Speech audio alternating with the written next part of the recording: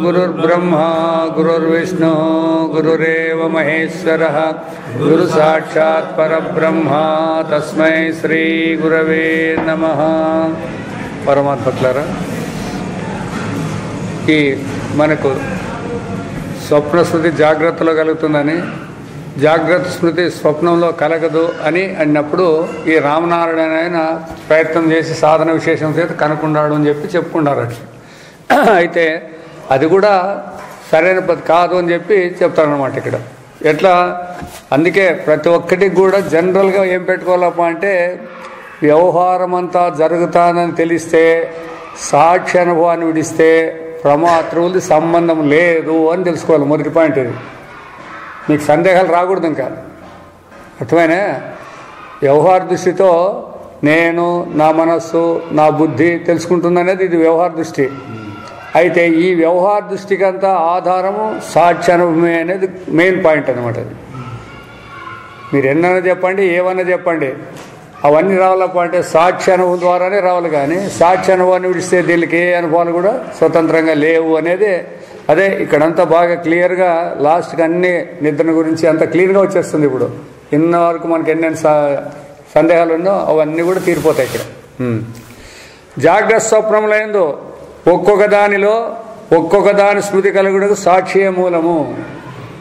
ఎందుకంటే ఇప్పుడు స్వప్న స్మృతి నీకు ఇటు కలగాలంటే, నాకు స్వప్నం వచ్చిందనేది స్మృతి అంటే ఇటు చెప్తావు అని అంతే అర్థం. అది ఇంకేం స్వప్న స్మృతి అంటే అది ఏమి కాదు.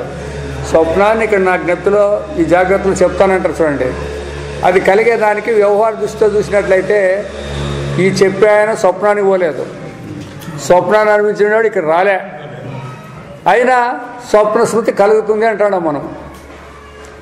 అయితే ఈ సాక్షిని నేనును వేరు చూసి తెలుసుకుంటే యోగ్యత లేకపోయినందువలన ఆ సాక్షి అనుభవాన్ని నేను కాపాదించుకొని మనం మాట్లాడుతున్నాం. అది జనరల్. ఇప్పుడు విజయనండి ఇక్కడి నుంచి స్వప్న సంబంధము జాగ్రత్తనకు కానీ, జాగ్రత్త సంబంధం స్వప్నముకు కానీ లేనేటకు తగినంత ఆధారము రామనారాయణ స్వప్నమందు కూడా కలదు.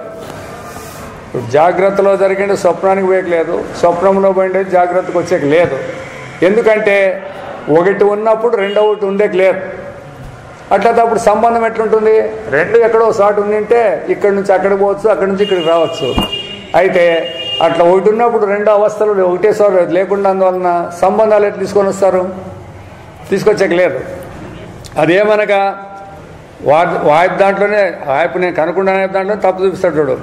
అదేమన వారు స్వప్నమునగా చూచిన ఇల్లు, భార్యాదులు మున్నగవారు జాగ్రత్తన వారికి ఉన్న ఇల్లు, ఆలు బిడ్డలు మొల్లగవారనియే వారికి తోచును. స్వప్నానికి ఆయన పోయినప్పుడు కూడా ఆ స్వప్నంలో కనపడినటువంటి ఇండ్లు, తర్వాత భార్య, పిల్లలంతా కూడా ఈ జాగ్రత్తల వల్లే కనపడినారంటాడు. తోచును తోచును జాగ్రత్త ఇండ్లే ఉన్నట్లే ఉందాడ. అర్థమైనా? పెండ్లాము జాగ్రత్తలో ఆయమే ఉందాడ, పిల్లలు కూడా జాగ్రత్తలో ఉండారు, తోచినారు ఆయనకి. కానీ ఆ ఇల్లు కానీ ఆలు బిడ్డలు కానీ నిజములుగా జాగ్రత్త మందుల వారు కాదని నిశ్చితమై ఉండెను. వాళ్ళు ఎట్లొస్తారు? వీడికి వచ్చాక ఎట్లొస్తారు? వచ్చాక లేదు. స్వప్న గృహమున ఏదైనా ఒక గుర్తు పెట్టి ఉండినచో, ఇప్పుడు ఇది నా ఇల్లు అన్నావు, ఒక గుర్తు పెట్టేసినాడు అనుకోండి, మేలుకున్నాక ఇంటికి కూడా గుర్తుండాలి కదా, అదే ఇది ఏంటి చూడండి. అదే మరి గుర్తు పెట్టి అది మెలకువేందలు ఇంటి ఎందుకు కనబడదు? కనబడుతుందా? కనబడదు. ఇట్లే అతని స్వప్నమందలి పుత్రభార్యాదులు నిజముగా జాగ్రత్తలోని వారు కారని వారికి జాగ్రత్తను నిశ్చయమై ఉండేను. మళ్ళా మేల్కున్న తర్వాత అక్కడ కనపడిన వాళ్ళు నా భార్య పిల్లలు కాదనే నిశ్చయం కూడా అతనికి ఉంది. ఎందుకంటే ఆడొచ్చేట వాళ్ళు ఆడు మాట్లాడింటారు కదా. ఆడే ఇల్లు అన్నప్పుడు దాన్ని గుర్తుపెట్టలేదు, వీళ్ళకి కానీ ఏదైనా గుర్తు కట్టిండి అనుకోండి, వచ్చి చూస్తే ఉంటాయి ఆ గుర్తులు, అవి ఉండలేదు. ఇట్లున్నాను ఈ విధంగా ఉన్నప్పుడు సంబంధం లేకుండా వారు తాము జాగ్రత్త నుండి వచ్చి ఉన్నామనియు ఆయన అంటాడంట. మనం స్వప్నానికి పోతాను, మనం జాగ్రత్త వచ్చామని మనకు లేదు. ఆయన ఏమంటున్నాడు, నేను జాగ్రత్త నుంచి వచ్చినానని తమ స్వప్నమున, ఆ స్వప్నంలో తమ చేత కల్పితములైండ గృహధార పుత్రాదులను చూస్తున్నామని గ్రహించిరి. నేను స్వప్నానికి వచ్చినాను, స్వప్నంలో నా భార్య పిల్లలు నేను ఇటు చూస్తాను అని గ్రహించినాడు. ఇట వారికి జాగ్రత్త నుండి వచ్చినాను శృతి ఇది కళ అని ఎరుకయు ఏ మనస్సునందు అయ్యను. ఇటుకొచ్చి చెప్తాండేది అతని, మరి ఏ మనసులో అయ్యిండేది అది ఆడే కావాలి కదా, అది ఏ మనస్సునందు అయ్యను. రామనారాయణులు స్వప్నమున తమ శరీరము, ప్రాణము, మనస్సు, బుద్ధి, అహంకారమైన తత్వములు తమకు జాగ్రత్తకు సంబంధించినవిగా కనబడినో వేరుగా కనబడినో చెప్పలేదు. ఆ పాయింట్ చెప్పలేదు. ఈ జాగ్రత్త దేహమే అటుకు పోయిందే లేదా స్వప్న దేహమా అనేది ఆ మాట చెప్పలేదు ఆయన. నాకు ఆ స్మృతి కలిగింది, నేను ఇక్కడ మెలకు నుంచి వచ్చినానని చెప్పినాడే కానీ ఈ దేహంతో అటుకు పోయింటి అనే మాట చెప్పలే. చూడండి, అది పాయింట్స్ ఉండేది, అట్లుంటాయన్నమాట. తమకు ఆ విషయం వారు చర్చించినట్లు కనబడదు, దాన్ని చెప్పలే. ఒకవేళ వారి విషయమును చర్చించి ఉండురనియు, ఒకవేళ ఆడిపోయినప్పుడు అదే ఇదని చర్చించినప్పటికీ వారి దేహాదులు జాగ్రత్తకు సంబంధించినవే అని వారు స్వప్నమును నిశ్చయించి ఉండరనియు, ఒకవేళ పోయినారనుకోండి, ఇవి ఆడికి పోయినారంటే ఇవే దేహాదులే ఆడికి వచ్చినాయని స్వప్నంలో ఆయన నిశ్చయించినప్పటికీ కూడా భావించదము. అట్లా మనము అనుకుందాం. కానీ అప్పుడును జాగ్రత్త కంటే స్వప్నం భిన్నమని రుజువగునా. ఇప్పుడు ఇదే దేహంతో నువ్వు వాటికి పోతే అది స్వప్నం అవుతుందా లేకపోతే జాగ్రత్త అవుతుందే? మరి అప్పుడు నేను స్వప్నానికి పోయినానని చెప్తే ఎట్లా? దీనిని చక్కగా విమర్శింపుడు. ఇది ఇట్లా పాయింట్ వచ్చినప్పుడు మనం ఆలోచన చేయాలన్నమాట. ఎందుకు అంటే ఎప్పుడు జాగ్రత్త దేహంతో ఎక్కడ పోయినా జాగ్రత్తే ఉంటుందే కానీ వేరే ఉండేకి లేదు. నేను నిద్రకు పోయినప్పుడు కూడా జాగ్రత్త దేహం ఉందంటే అది నిద్రగా జాగ్రత్తే ఉంటుందన్నమాట. అక్కడ స్వప్నానికి పోతే కూడా అది జాగ్రత్తగానే ఉండాలా. ఎందుకు? ఈ జాగ్రత్త దేహంలోనే జాగ్రత్త. ఎందుకంటే మెలకు వస్తుకే మెలకు దేహాలు సంబంధం, నిర్ణయం అది. స్వప్న దేహాలు స్వప్నానికి, నిద్రలో రెండు దేహాలు లేవు. మరి అట్లన్నప్పుడు విపరీతంగా జరిగేదానికి అవకాశం ఉంది అనుభవంలో లేదు అది. కాబట్టి అప్పుడు స్వప్నము జాగ్రత్త వలె తోచిన ఒట్టి భ్రాంతియేనని వారికి స్పష్టమవుతుండెను. ఒకవేళ పోయింటే కూడా ఇది కేవలం తోపిక అనేది వాళ్ళకి కూడా కలిగింది. ఏలైనా స్వప్న గృహము జాగ్రత్త గృహం వలె కనబడినను ఆ రెండు గృహములకు ఎట్టి సంబంధం కూడా నిజముగా లేకుండెను. ఇది ఆడికి ఎట్లా వస్తుంది? ఆడికి అక్కడుండే ఇంట్లో ఇక్కడ ఎట్లా వస్తుంది? కాబట్టి సంబంధం లేకుండాను. ఆ విధముగానే శరీరాదులు ఈ రెండవస్థలందు ఒకే విధముగా కనబడి ఉన్నాను. అది నా దేహమే, నేను అయ్యవారుగానే ఉన్నట్లే లేదా డాక్టర్గానే ఉన్నట్లే కనబడతాయి అనుకోండి, కనబడి ఉన్నాను. అవన్నీ ఒక్కటే ఎంచుటకు శక్యమగుచుండలేదు. ఒకటే అయ్యేదానికి చూడండి, బాగా ఆలోచన చేయండి. జాగ్రత్త దేహం అనేది స్వప్నానికి పోవాలన్నప్పటికీ ఆ స్వప్నం ఏడన్నా పక్కలో ఉంటే, ఇప్పుడు మనం అనంతపురం నుంచి బళ్ళారికి పోవచ్చు, ఉరుకొండకు రావచ్చు. అనంతపురము ఈ ఉరుకొండ ఒకే దేశంలో ఉన్నాయి, మెలకులోనే ఉన్నాయి కాబట్టి రావచ్చు. మీరు అనంతపురం నుంచి వచ్చే వాళ్ళకి ఈడు ఉరుకొండే లేకపోతే దాంట్లోకి మేము పోయినామంటే ఎట్లా పోయేది? మీరు ఎట్లా పోయేది? మెలకుతోనే మెలకు ప్రపంచం వెళ్ళిపోయింది, స్వప్న ప్రపంచం ఉంది. ఇప్పుడు మెలకు ప్రపంచంలో ఉండేది వచ్చేదానికి ఏ సరుకు ఉందని ఇటుకు వస్తుంది? అది రెండు సమకాలంలో సమదేశంలో ఒకడికే జరగాలి, అవి ఒకే వ్యక్తికే జరగాల. అందుకే అనుభవం అనేది స్మృతి అనేది ఎట్లుండాలంటే ఒకే దేశంలో ఒకే కాలంలో ఒకే వ్యక్తి అనుభవించిన దాన్నే నా జ్ఞప్తికేం చెప్పాలి. మీరు ఇప్పుడు ఇంటికాడ జరిగిన సంగతిని ఈడొచ్చి చెప్తారనుకోండి, ఇంటికాడ నువ్వు అనిపించినావు, ఆ ఇండ్లు ఉంది, ఇప్పుడు నువ్వు ఇటుకు వచ్చినప్పుడు ఇది ఉంది, ఈ రెండు ఉన్నప్పుడు చూడప్ప మాకు ఇంటికాడ ఇటు జరిగిందని నువ్వు చెప్పచ్చు. లేదా అట్లా కూడా కాకుండా మొన్న లేదా 10 ఏళ్ళ కిందటానండి, 10 ఏళ్ళ కిందట నాకు ఇటువంటిది ఫలానా చోట జరిగిందన్నప్పుడు అప్పుడు మెలకు ఉద్దేశమే మెలకు కాలమే అనిపించినటువంటి నువ్వే మళ్ళీ ఇప్పుడు ఎప్పుడు చెప్తాడు? మెలకులోనే మెలకు ఉద్దేశంలో చెప్తావు. దాన్ని స్మృతి అంటారు అంతే. అట్లా కాకోకుండా అట్లా స్వప్న దేహమే వేరే, జాగ్రత్త దేహమే వేరే, స్వప్న దేశమే వేరే, స్వప్న కాలమే వేరే, జాగ్రత్త కాలం వేరే, జాగ్రత్త దేశమే వేరే. దాంట్లో జరిగింది నేను చెప్తాను అంటే నాకు జ్ఞప్తికుందంటే ఏ విధంగా నీకు జ్ఞప్తికుంటుంది? అనుభవానికి పొందుతుందా ఇది? అనుభవం ఉందే అని చెప్పచ్చు. అది చెప్పాక వస్తాండేది. ఇప్పుడు మీకు తెలియదే అయితే మాకేముందప్ప జ్ఞప్తికి అనేది ఉంది. నేను చెప్తాను స్వప్నంలో నాకు జరిగిండేది, రాత్రి ఇట్లా కష్టాలు వచ్చిండే లేదా ఇట్లా సుఖాలు వచ్చిండే మనం చెప్తాంటాం కదా ఎవరితో ఒకటి. అన్నీ ఎగ్జాక్ట్గా చెప్పుకోకపోయినా కొన్ని పాయింట్లనే చెప్తారు కదా. మరి అదేం జరుగుతుంది కదా. సాధనను అభ్యసించడానికి ముందే వారికి ఇది కళ అయిన జ్ఞానం సంభవించి ఉండలేదు. ఎప్పుడైతే సాధన చేసినాడో అప్పుడు కళ అనే పదం వచ్చిందంట ఆయనకి. మనకి సహజంగా ఏ సాధన లేకుండా మనకి అక్కడేమన్నా కళ అనేది తెలుస్తుందే? జాగ్రత్తనే తెలుస్తుంది. ఆడ స్వప్నానికి పోయినా కూడా మనకి జాగ్రత్తనే తెలుస్తుంది. ఆయన సాధన చేసిన దానివల్ల ఏదో కళ అని తోచింది చెప్తాడు ఆయన. అప్పుడు వారు అందరి వల్ల ఇది జాగ్రత్తనియే భావించుతుండేది. ఏది స్వప్నాన్ని కూడా ఆయన కూడా సాధన చేయకముందు జాగ్రత్త అని చెప్తా ఉన్నాడు. అప్పుడు వారికి స్వప్నమున జాగ్రత్త స్మృతి ఉండలేదు. అప్పుడు ఏముంది? జాగ్రత్తలో ఉండే నా ఇండ్లు నా భార్య పిల్లలు వచ్చినారనే స్మృతి లేదు అప్పుడు. అది అభ్యాసం చేయక పూర్వం. శరీరాదులన్నీ రెండవస్థలందును పూర్తిగా భిన్న భిన్నములై ఉండిన స్వప్నములు వారికి లెక్కకు మించి కనిపించి ఉండవలైన. ఎందుకంటే దీంట్లో దేహం వేరే దాంట్లో దేహం వేరే అంటే ఎన్నో కనపడతాయి. ఇంకా ఇప్పుడు మన వ్యవస్థ అంతా అట్లే. మాకు అనేక స్వప్నాలు వచ్చినాయి, అదే పదంతోనే మనం మాట్లాడుతుండేది. అనేక స్వప్నాలు మీకు రావాలంటే మీరు అన్ని దేహాలు ధరించినారా?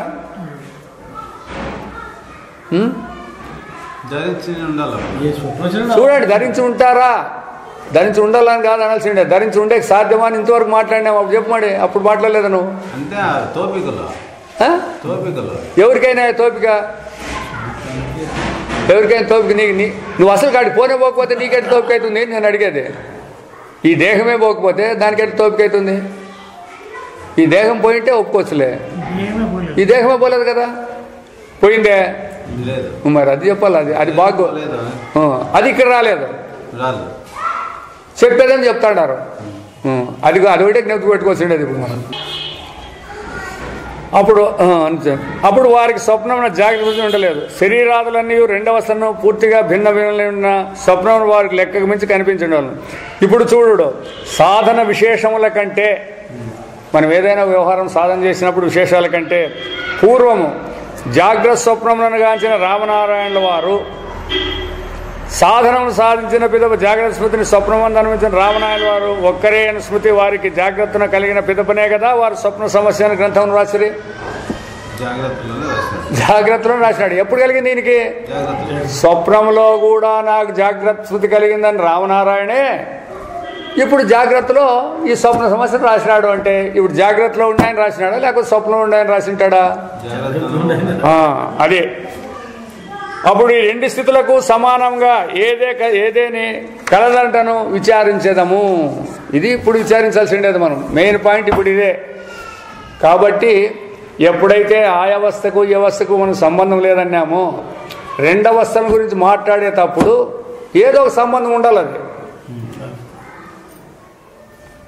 ఆ వ్యవస్థ సమాచారం ఈడుండేవానికి తెలియదు, ఈ వ్యవస్థ సమాచారం ఉండడానికి తెలియదు. అయినా అక్కడ ఉండేదానికి నేను చెప్తాను అన్నప్పుడు ఏదో సమయం విశేషం ఉండాలన్నమాట. దేనికో దానికి తెలిసింటేనే కదా మాట వచ్చేది. కాబట్టి దాన్ని మనం ఇప్పుడు విచారించాలా. అదే మెయిన్ అన్నమాట. ఈ అవస్థలనందంటను శరీరము కానీ ప్రాణము కానీ మనస్సు కానీ బుద్ధి కానీ అహంకారం కానీ ఏ ఒకటి సమానంగా ఉండలేదు. జాగ్రత్త దేశము జాగ్రత్త కాలము, స్వప్నకాలం స్వప్న సమానం లేదు. పోనీ ఈ దేహము లేదా ఈ ప్రాణము ఈ మనస్సు ఈ నేననేవాడు ఆడుండేవాడు వాడు ఏ దానికైనా ఒకదానికి కూడా సమానంగా ఉండాలి. వీళ్ళు ఏ ఒక్క దాంట్లో కూడా సమానం లేదు. ఇట్లున్నాను, ఈ అన్నిటినీ కలిపి చూసు జ్ఞానం వారికి ఉత్పన్నమయ్యాను. ఇట్లున్నా కూడా, సంబంధం లేకున్నా కూడా, అవును నేను అటు చూసినాననే జ్ఞానం అయిందంటున్నాడు కదా. ఇవన్నీ తమకే సంభవించిన శుద్ధియు వారికి కలిగాను. ఇవన్నీ జాగ్రత్త నాకే వచ్చింది, స్వప్నము నాకే వచ్చింది అనే శృతి ఆయన కలిగిందనమాట, ఆ జ్ఞప్తి కలిగింది. ఇట్టి సందర్భములందు వారికైన అనుభవం శృతి అనదగునా, అది అట్లా కలిగినప్పటికీ కూడా దాన్ని మీరు శృతి అంటారా అని. అదే అంటాము అంటారు జనమంతా. మాకు తెలియకపోతే మేమేంటి చెప్తాం, ఈరోజు స్వప్నాన్నంతా మాకు జ్ఞప్తికుంటే మేము చెప్తాము అని అంటారు వాళ్ళు. అయితే అనుభవపూర్వకంగా నువ్వు ఎన్ని రకాల విచారం చేసినా కూడా అట్లా చెప్పేదానికి సాధ్యం కాదు. అయినా చెప్తాడామంటాడారు. సర్వావస్థలకు సమానమైన ఒకానొక మనస్సు కానీ శరీరము కానీ వారికి ఉండలేదు. జాగ్రత్తకు సంబంధించిన, స్వప్నానికి సంబంధించిన, నిద్రకు సంబంధించిన సమానమైన దేహం ఉందే. అందుకే మనం కానీ ఇప్పుడు చూసుకోవచ్చు, మాకు 3 అవస్థలు మనం వచ్చినాయంటే అంటారు కదా, 3 అవస్థలు మాకే వచ్చినాయన్నప్పుడు ఈ జాగ్రత్తకు సంబంధించిన దేహమే స్వప్నానికి ఉందే, దాంట్లో ఉందే. నిద్రలో 2 లేవు. మరి అట్టేటప్పుడు సమానంగా అన్నీ మేము 3 చూసినామంటారు కదా, ఎట్లెట్లు మీరు మాట్లాడేది? 3 మా అనుభవాలు అంటున్నారు కదా, ఎట్లయితే మీ అనుభవాలుని మెలకు వచ్చినాక నేను అనే పదం వచ్చింది మీకు, అవునా కదా? మెలకు వచ్చినాక నేను అంటున్నారు. మెలకు రాకపోను నేను అనేది ఎవరి దగ్గర ఉందే శాస్త్రానికన్నా కానీ? మెలకు పోతానే నేననేవాడు ఉంటాడా?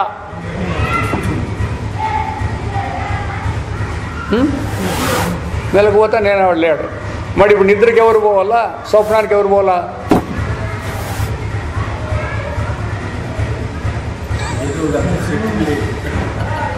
అందుకే మరి వేదాంతం అంటే చెప్తే కదా, ఊరినే ఆషామాషి కాదు. వేదాంతం అంటే ఊరినే అందరూ చెప్పుకుంటారు, మేము వింటాంటామంటే కొద్దిగా అది కాదు.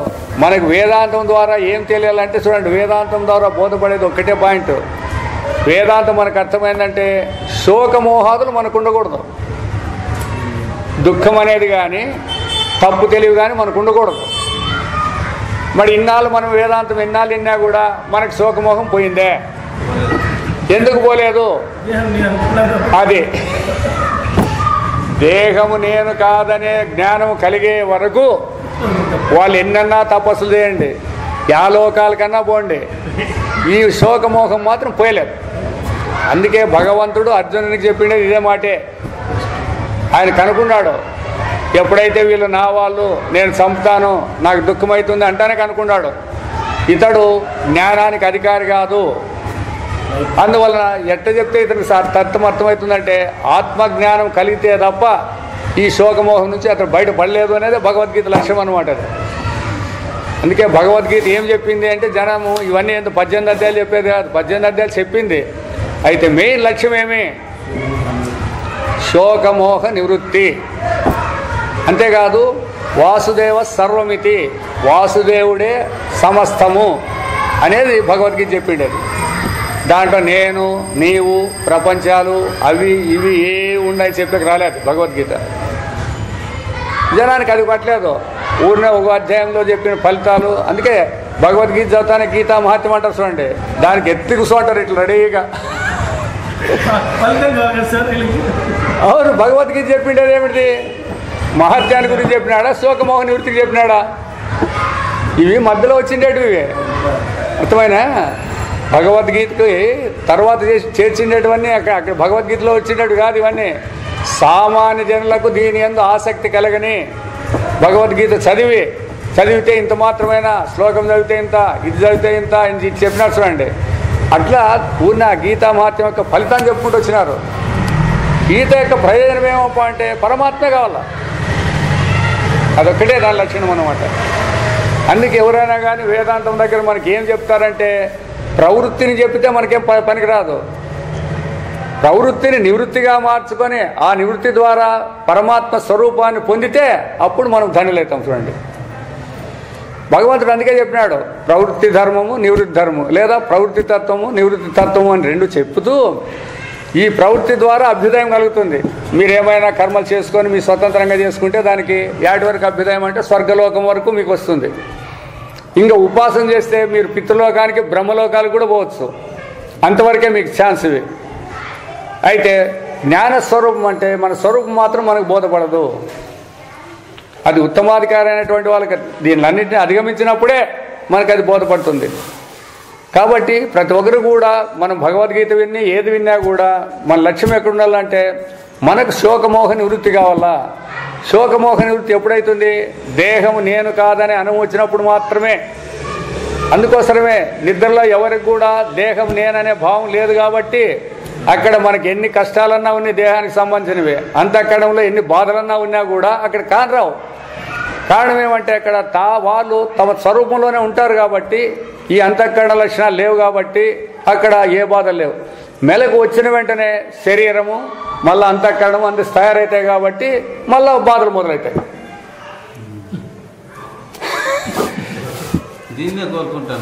అందరూ దీన్నే కోరుకుంటున్నారు. అదే వచ్చిండే చిక్కు.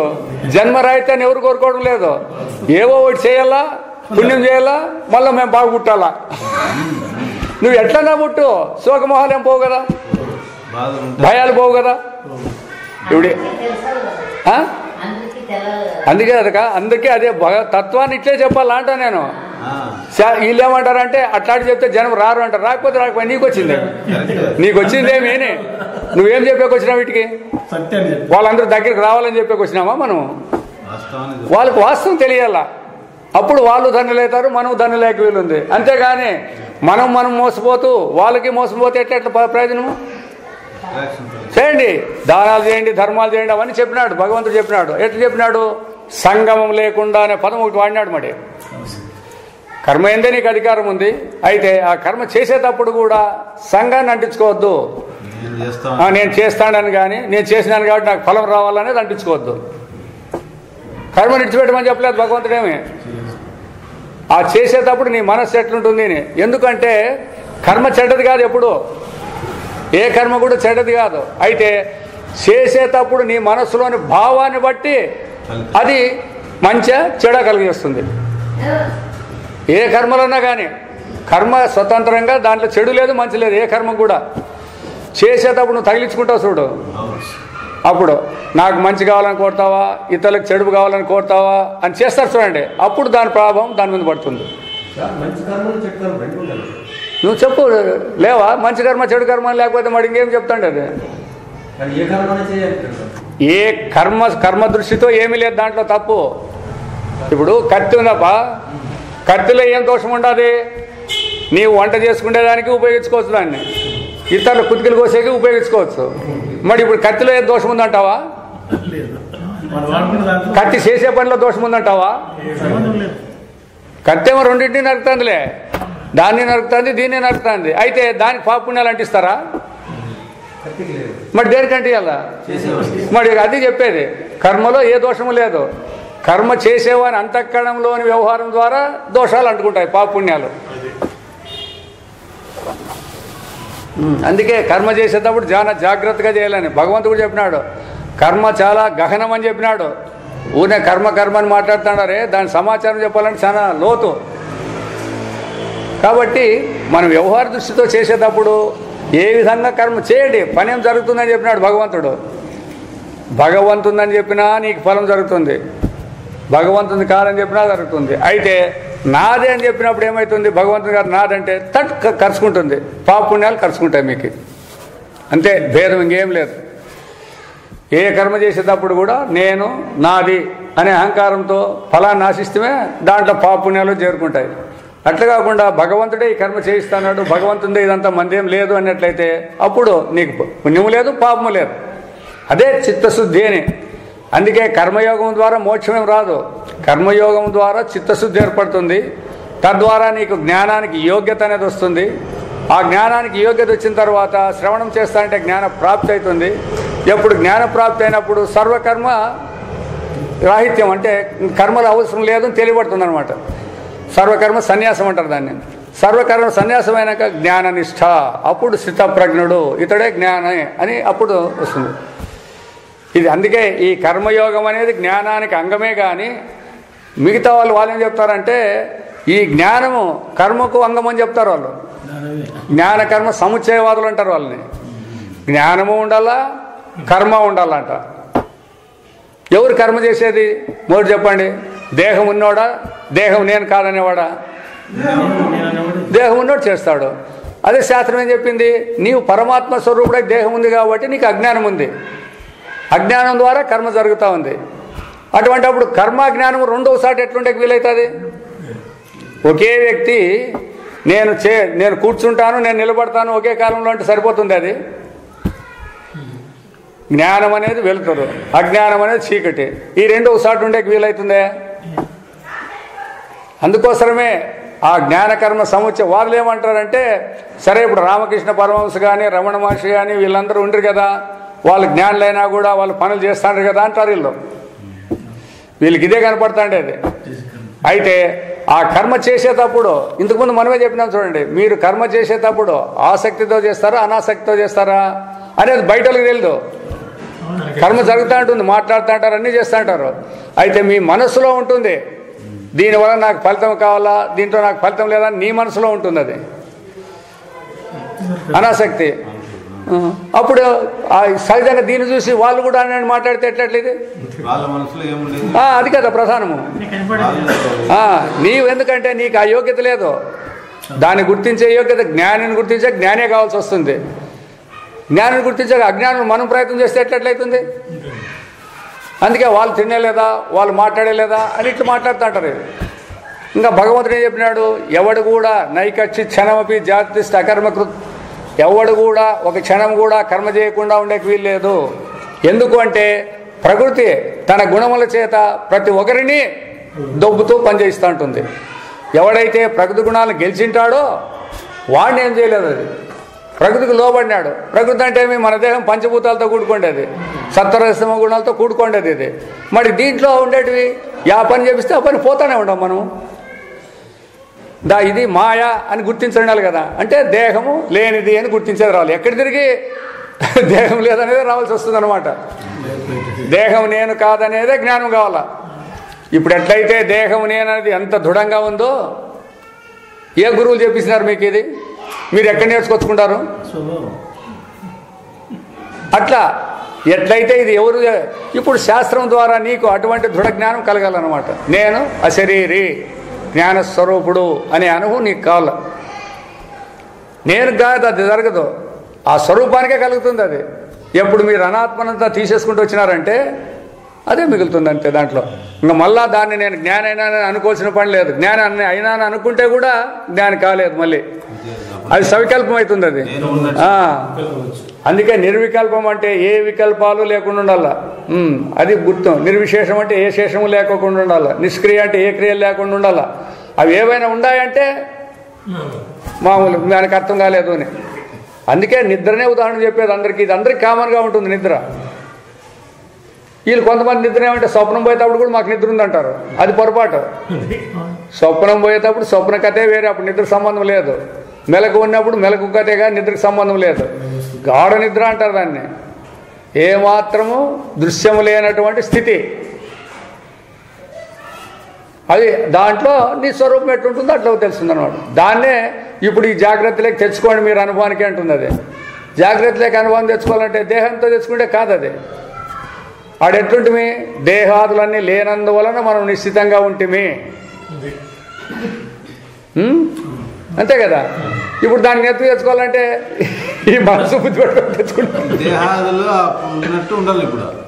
దేహాదులు అప్పుడు ఎట్లా లేవో ఇప్పుడు అదే స్వరూపం. ఎందుకంటే నిద్రను అనిపించిండేది నువ్వే, జాగ్రత్తను గురించి చెప్పేది నువ్వే. కాబట్టి ఒకే వ్యక్తి చెప్పేటప్పుడు మారుతుంటాడా? తన అనుభవాలు చెప్పే వ్యక్తి స్వప్నాన్ని గురించి, నిద్రని గురించి, కళను గురించి చెప్పే వ్యక్తి మారుతాడా? ఒకే వ్యక్తి చెప్పాలి అది. అందుకే ఆ మూడింటిని చెప్పేది సాక్షి స్వరూపము అనే దాన్ని గుర్తు చెప్పేకే ఇంత కథ ఇదంతా. అందుకే మనమంతా సాక్షి స్వరూపులమే. ఇప్పుడు కూడా వింటున్నాము లేదా మాట్లాడుతున్నాము అన్నప్పుడు కూడా ఆ సాక్షి అనుభవంతోనే చెప్తాండేది ఇదంతా కూడా. అయితే ఆ సాక్షిని నేను వేరుపరచుకుంటే రాలే మనకి. సాక్షి స్వరూపాన్ని ఈ నేను వేరుపరచలేకుండా దీంట్లోనే చెప్తాను కాబట్టి ఇదే చెప్తాను నేను. చిన్నపిల్లలు కూడా సహజంగా అడిగితే చెప్తారు కదా, నీళ్ళు యాడ్ నుంచి వస్తాయంటే కొళాయిల నుంచి వస్తాయంటారు వాళ్ళు. నిజంగా కొళాయిలోడు కాదు కదా నీళ్ళు. అట్లా మనం కూడా ఆ చిన్న పిల్లల వలె, అంటే దాన్ని అజ్ఞానుల వలె ఉండాము అని. యాడ్ నుంచి అంటే నేనే మాట్లాడుతాండేది, నేనే చూస్తాండేది అని ప్రతి ఒక్కదానికి నేను వేసుకుంటాడు. ఇదంతా కూడా సాక్ష్యం అనేది మనకి ఇప్పుడు విచారంలో వచ్చేదానికి చెప్తుంది అనమాట.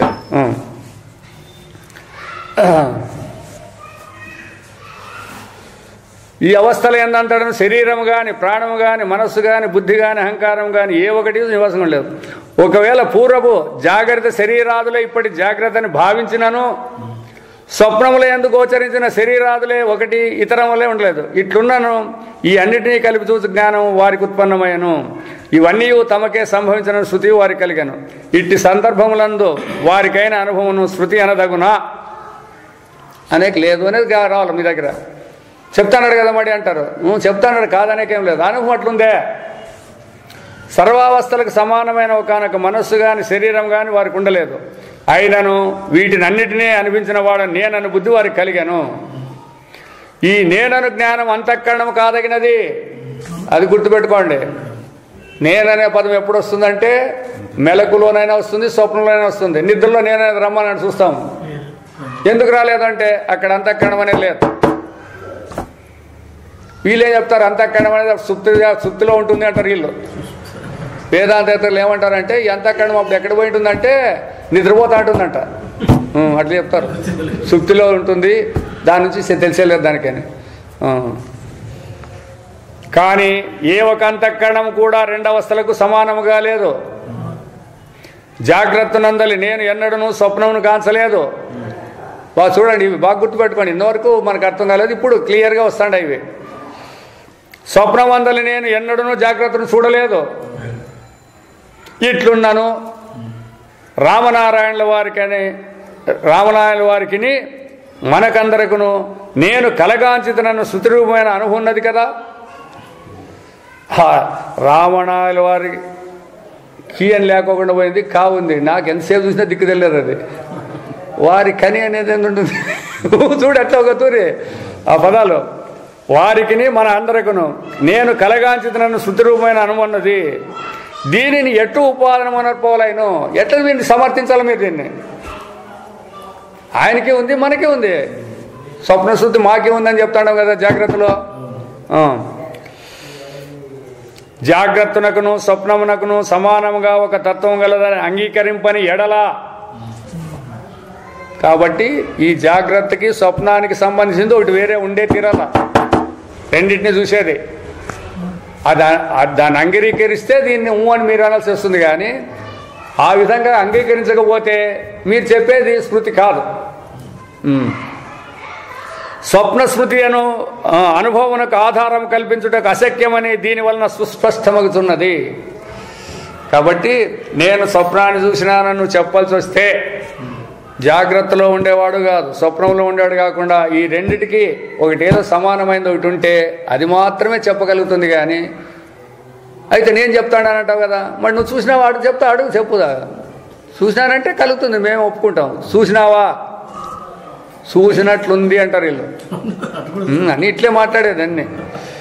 ఏటేటో ఏదో దానికి చెప్పాలంటే వినేవాళ్ళు అంటారు కాబట్టి చెప్పేవాళ్ళు చెప్పకపోతారు. మెయిన్ పాయింట్ ఇవి రెండో చూసుకోవాలా. అవస్థలకు సంబంధం లేనది మెయిన్ పాయింట్ అనమాట. ఎందుకు అంటే ఆ సంబంధం చెప్పేటప్పుడు సంబంధం లేదని చెప్తాడా చూడు, మనస్సుతో బుద్ధితో కాదు చెప్తాండేది, అనుభవంతోనే చెప్తాడు ఇప్పుడు ఆ మాట. అందుకే అనుభవాన్ని ఆశ్రయించిన వారికే ఈ అవస్థాత్రయ ప్రక్రియ బోధపడుతుంది. ఆ అనుభవం లేకోకుండా మనస్సుని బుద్ధిని పెట్టిన వాళ్ళకి అర్థమే కాదు ఇదే. అందుకే వాళ్ళు అంటారు ఏమోనప్ప, వాళ్ళు జాగ్రత్త అంట, స్వప్నం అంట, నిద్ర అంట, ఈ మూడే చెప్పేది ఎప్పుడు వచ్చినా, ఇంక వేరే ఏం చెప్పరంట. సరే, వాళ్ళని ఒక ప్రశ్న వేయండి, మీరు ఉండాలనుకుంటే ఈ మూడు అవస్థలు ఇచ్చిపెట్టి ఎప్పుడైనా పక్కన ఉంటే చెప్పండి, ఒక మాట విందాం. మీరు ఎప్పుడైనా కానీ జాగ్రత్తలోనే ఉండాలా, లేదా స్వప్నంలో ఉండాలి, లేదా నిద్రలోనే ఉండాలా. ఈ మూడే కదా మీకు ఉండేది అనుభవాలు. నాలుగో అనుభవం ఏమన్నా ఉందా వేరేది? సమాధి అంటే నిద్రలేక సమానమే. అది కూడా సమాధి అవస్థ. వాళ్ళకి అన్నా కూడా సమాధి అంటే కూడా చెప్తుంది. సమాధి, మూర్ఛ, మరణము ఇవన్నీ ఒకటే అనుభవంలో. కలిగే పరిస్థితులు వేరువేరే. అయితే అనుభవం ఏముందప్ప, సమాధి అనుభవం అంటే నిద్రానుభవం ఏమో అదే, మరణం అంటే కూడా నిద్రానుభవం ఏమో అదే. అదేవిధంగా ఇది పడిపోతాం కదా మూర్ఛ, మూర్ఛ వచ్చినా కూడా అదే అనుభవమే. అనుభవాలేమో ఒకటే, అయితే పరిస్థితుల వల్ల జరుగుతాయి. కాబట్టి మనం 3 అవస్థలే ఉండేది. మరి ఈ 3 అవస్థలు నాకే తెలుసునా అనేది విచారం చేస్తే అయిపోయా. ఇంక మిగతాదంతా దేశం అంతా పట్టుకుని ఎందుకు ఎదులాడతారు మీరు? మీరు వేరే ఎక్కడైనా పక్కన ఉంటే మాట్లాడదాం దాన్ని. ఎప్పుడున్నా కూడా మెలకులోనే ఉండాలా, లేకపోతే నిద్రపోవాలా, లేకపోతే స్వప్నంలో ఉండాలా? చెప్పండి, వేరే పక్కన ఏడైనా ఉంటారా? మరి అట్టేటప్పుడు ఈ 3టిని విచారించుకోకుండా దేశంలో ఉండేవాడు వాడిట్లా వీడిట్లా అదిట్లా ఇదిట్లా అంటే మీకేం తెలుస్తుంది? అందుకే అవస్థాత్రయ అసాధారణమైనటువంటి ప్రక్రియ అని దీనికి చెప్పిండేది అనమాట. సాధారణ ప్రక్రియలు ఉపయోగిస్తే ఎవరికి అర్థం కావు. వాని వ్యవహారాన్ని వాడే విచారిస్తే సులభంగా గుర్తుపడతాడు. ఎందుకంటే వాళ్ళకి ఆయన ఉంది కాబట్టి. ఇప్పుడు మీకు చెప్తే సులభంగా అర్థమవుతుందా లేదా? మేము దేహం లేకపోతే ప్రాణం లేకపోతే మేము ఉండలేదు అని అంటారు అందరూ వ్యవహారస్తులు. అవునా? నిద్రలో ఉన్నప్పుడు నీకు దేహం ఉందనే జ్ఞానం ఉందే, ప్రాణం ఉందనే జ్ఞానం ఉందే, అయినా నువ్వు సత్యనారాయణ అనేది ఏమన్నా ఉందా నీకు? మరి చెప్పండి, ఎట్లా చెప్తారు? మరి అనుభవంలోనే ఉంది వాళ్ళకి. సులభంగా అర్థమైందా లేదా? ఇక్కడ వాళ్ళు ఏమైనా వేదాలు చదివిరమ్మని చెప్పినారా, లేకపోతే తపస్సు చేసిరామని చెప్పినారా? ఎందుకు? మన అనుభవాలేవి. అందుకే పరమాత్మతత్వాన్ని తెలుసుకుంటే వేరే ఏం పనులు చేసే పని లేదు. పరమాత్మతత్వం నేను తెలుసుకోవాలనే శ్రద్ధ ఒకటి ఉందంటే పర్టికులర్గా అదే ఉండాలి. ఇంకా నాకు తత్వమే కావాలి వేరే దాన్ని అనద్దు. అదొకటి అధికారం అంటుంది చాలు. ఎందుకు? అది నీ స్వరూపం కాబట్టి. ఇప్పుడు నీవు జరిగేది ఏదేది అనుకుంటాడావో అదంతా నిన్ను విడిచే స్వతంత్రంగా జరగడం లేదు అనేది బోధపడితే ఇంకా తానే కదా మిగిలేది. కాబట్టి ఏదో రెండిటికి సమానమైనది అవుతుందంటే ఇది చెప్పే సాధ్యమవుతుంది. ఇట్టి తత్వమును తడువుచూ వెనకబడలేదు. అవునప్ప అట్లా అది ఏముంటుంది అని తలకాయలే మీరు హీట్ చేసుకోవద్దంటుంది. ఎత్తులేడకపోద్దండి దాన్ని. ఎందుకు? జాగ్రత్త స్వప్నములలో మన బాహ్యాభ్యంతరమును సకల దృశ్యరాశిని ఎల్లప్పుడూ చూస్తున్న సాచైతన్యము స్వయం సిద్ధమై ఉన్నది. స్వప్నంలో కనపడేదాన్ని అంతా చూసేకి ఉంది దానికి శక్తి, జాగ్రత్తలో కనపడేదానికి చూసేదానికి శక్తి ఉంది. ఆ రెండు లేకుండా తాను ఉంటుంది. అయితే తాను లేకపోతే ఆ రెండు ఉండకలేదు. సాక్షిని విడిచి ఆ రెండు ఉండకలేదు. కాబట్టి స్వయం సిద్ధంగా ఉంది మన స్వరూపము. కాబట్టి ఇది సామాన్యమైనది ఇంకెట్లుంటుందో వేరేది ఉందని ఆలోచన చేద్దండి. ఈ సాక్షి స్వప్నమునకును జాగ్రత్తకును ఒక్కొక్కటి గలదని కల్పింప అసఖ్యం. లేదప్ప స్వప్నాన్ని చూసినోడు వేరేవాడు, జాగ్రత్తను చూసినోడు వేరేవాడు, నిద్రను చూసినోడు వేరేవాడు అంటారా? ఒప్పుకోండి. అట్లా ఒప్పుకుంటే కూడా సరే, జాగ్రత్త చూసినాడు జాగ్రత్త ఎంబడికి పోయింటాడు వాడు, స్వప్నం చూసినాడు స్వప్నం ఎంబడికి పోయింటాడు, నిద్ర పోయినాడు నిద్ర లేకుండా పోయింటాడు. వీళ్ళు మూడింటిని చెప్పాక వీళ్ళకేం అధికారం వస్తుంది? మూడింటిని చెప్తాడు కాబట్టి ఎవడో ఒకటి ఉండే తిరగలు కదా దీనికి. ఇట్లా అట్లెవరైనాను కల్పించుటకు బయలుదేరినా ఒకదానికి ఒకడు ఉండాలి పడినట్లయితే ఆ రెండింటిని ఎరుగు మరి ఒక ఈ సాక్షైతన్యం యొక్క ఆధారము అత్యవసరమని ప్రస్ఫుటమగును. అట్లెవడైనా చెప్పకపోతే అప్పుడు వానికి దానికి సాక్షి కావాల్సి వస్తాడు ఇంకోడు. ఈ సాక్షిని ఇడిచిపెట్టి దీనికి ఎవడో ఉండాలంటే వానికి ఎవడు ఉంటాడు?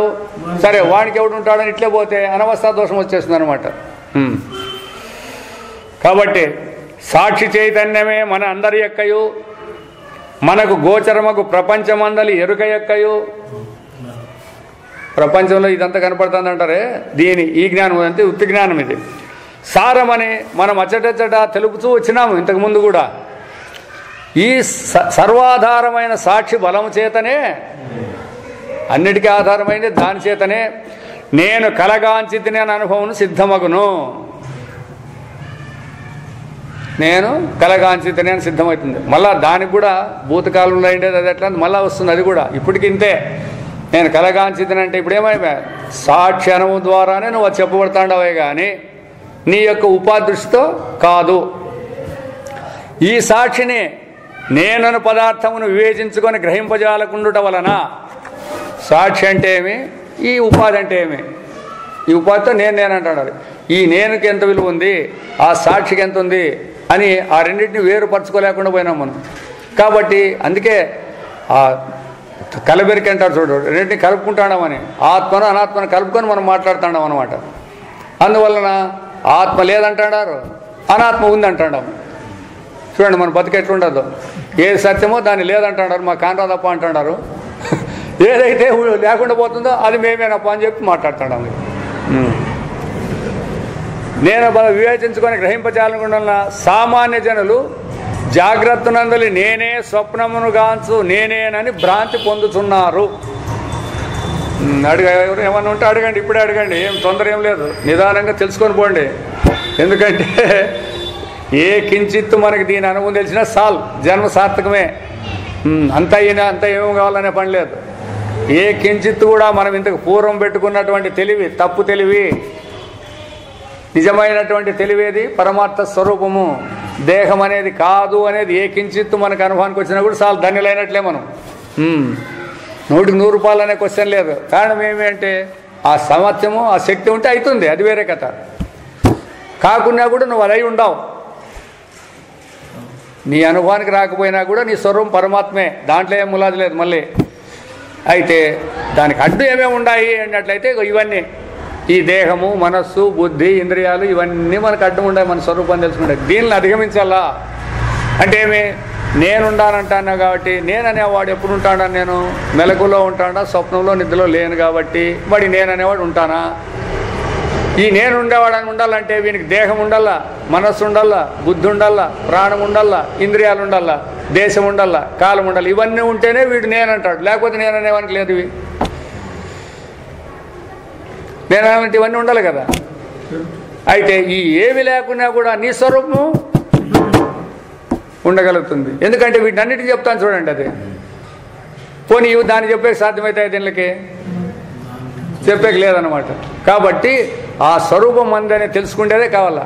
దాన్ని తెలుసుకోకుండా నేనే స్వప్నాన్ని చూసినాను అంటున్నాడు. నీవు కాదు చూసినది, నీ స్వరూపానుభవం. అది కూడా ఎప్పుడు ఇంతవరకు స్వరూపానుభవంలో నిలబడినప్పుడు చెప్పే మాట కాదు అది. ఇప్పుడు జాగ్రత్తలో మీరుండి మాట్లాడేదానికి సమాధానం ఇది. మళ్ళా మనం సాక్ష్యంలో నిలబడితే ఈ మాటలు ఏంటో రావు. ఇంకా ఈ జాగ్రత్త ఈ సాక్ష్యంలో నిలబడిన జాగ్రత్త తెలుదు, స్వప్నం తెలుదు. ఎందుకంటే తానుగా ఉంటాడు, ఇంకేం తెలుస్తుంది. ఇప్పుడు నిద్రలో ఉండేవానికి నిద్ర అని తెలుసునా, అది కూడా తెలుదు. కళ అని తెలుసునా, అది తెలుదు. మెలకు అది తెలిసేలేదు. ఏది తన స్వరూపంలో తాను ఉన్నప్పుడు, తన స్వరూపంలో తాను లేనప్పుడు ఏ పొరపాటు జరిగినా దాన్ని చెప్పేదానికి ఈ విధంగా శాస్త్రం చెప్తుంది మనకి. సాక్షి చైతన్యమునే స్వప్నమును గాంచిన నేనగుచో, స్వప్నమును సూచితనే భూతకాలమున జరిగినట్లు స్వప్నమును భావించుటకు కారణమేమి? జరిగిపోయిన కాలం అయిపోయాయి కదా. ఇది స్వప్నాన్ని నేను చూసినా అంటే భూతకాలం అయింది. స్వప్నాన్ని నువ్వే చూసింటే వర్తమానంలో ఉండాలి కదా. అది నువ్వే చూసిందంటే ఇప్పుడు మనం వీడు ఉండాము, ఏం జరిగిందన్నా ఏం చెప్పినా కూడా వర్తమానమే కదా ఇదంతా. మరి నేను స్వప్నాలు చూసినానని చెప్తే ఏమర్థమైపోయాయి? భూతకాలం అయింది కదా ఇది. దీనికి కారణమేమి? ఇవే అందరినీ వేధించే సమస్యలు ఇవి. దీనికి ఏమి పెద్ద ఆలోచన లేదు. ఆ సాక్షి అనుభవాన్ని తీసుకోకుండా పోతే ఇవన్నీ వచ్చి లేసుకుంటాయి ముందు. కాబట్టి కారణమే సాక్షి, కాలమునకు కూడా సాక్షియే కదా. వాడు చెప్తున్నాడు ఈ కాలం అనేది మనకు ఉండదు, పరమాత్ముడికి ఉండదు. పరమాత్మ కాలం ఏడు ఉండదు. దాని కాలము ఇది దేశం అని చెప్పేది కూడా ఆ సాక్షి. అది భూతకాలమునకు కానీ భవిష్యత్ కాలమునకు కానీ చేరకున్నది కదా అను శంక ఎవరినైనాను బాధింపవచ్చును. ఎవరినైనా అందరినీ బాధిస్తుంది. ఎవరినైనా కాదు, అందరూ కూడా. మరి భూతకాలమైన కదా, నేను నిద్రపోయి లేచినాను అంటాడు. నిద్రపోయినది భూతకాలమైనా లేదా? అదేవిధంగా కళను చూసినాను అనేది కూడా భూతకాలమైనా లేదా? మరి ఇది అందరికీ ఉంది. ఎవరినైనా బాధింపవచ్చును అంటే ఒక జ్ఞానికి తప్ప అందరికీ ఉంది ఇది. అందుకు సమాధానమేమనగా పైన తెలిపినట్ల నేను కలగాంచితిని అను చోట సాక్షియే స్వప్నమును ప్రకాశింపజేయు జ్ఞానమనుట పరమార్థమైనను నిజంగా అక్కడ జరుగుతాండే విషయమేమి? ఆ పరమార్థ స్వరూపమే ఆ స్వప్నాన్ని చూసినానని చెప్పేది అక్కడ ఉంది సరుకు. అయినను మనం ఏం చేస్తాము? వ్యవహారమున జనులకి జ్ఞానం లేదు. పరమార్థ స్వరూపమే ఈ స్వప్నాన్ని గురించి చెప్తానని జ్ఞానం మనకుందే. నేను చెప్తాననే జ్ఞానం ఉందే? నేను చెప్తాననే జ్ఞానమే మనకుండేది. పరమార్థం చెప్తాడనే జ్ఞానం ఉండింటే భూతకాలం ఎట్లయితుంది అది? కాదనమాట. వారు జాగ్రత్త మందలి నేనును పరమార్థ సాక్షిని కలుపుకొనియే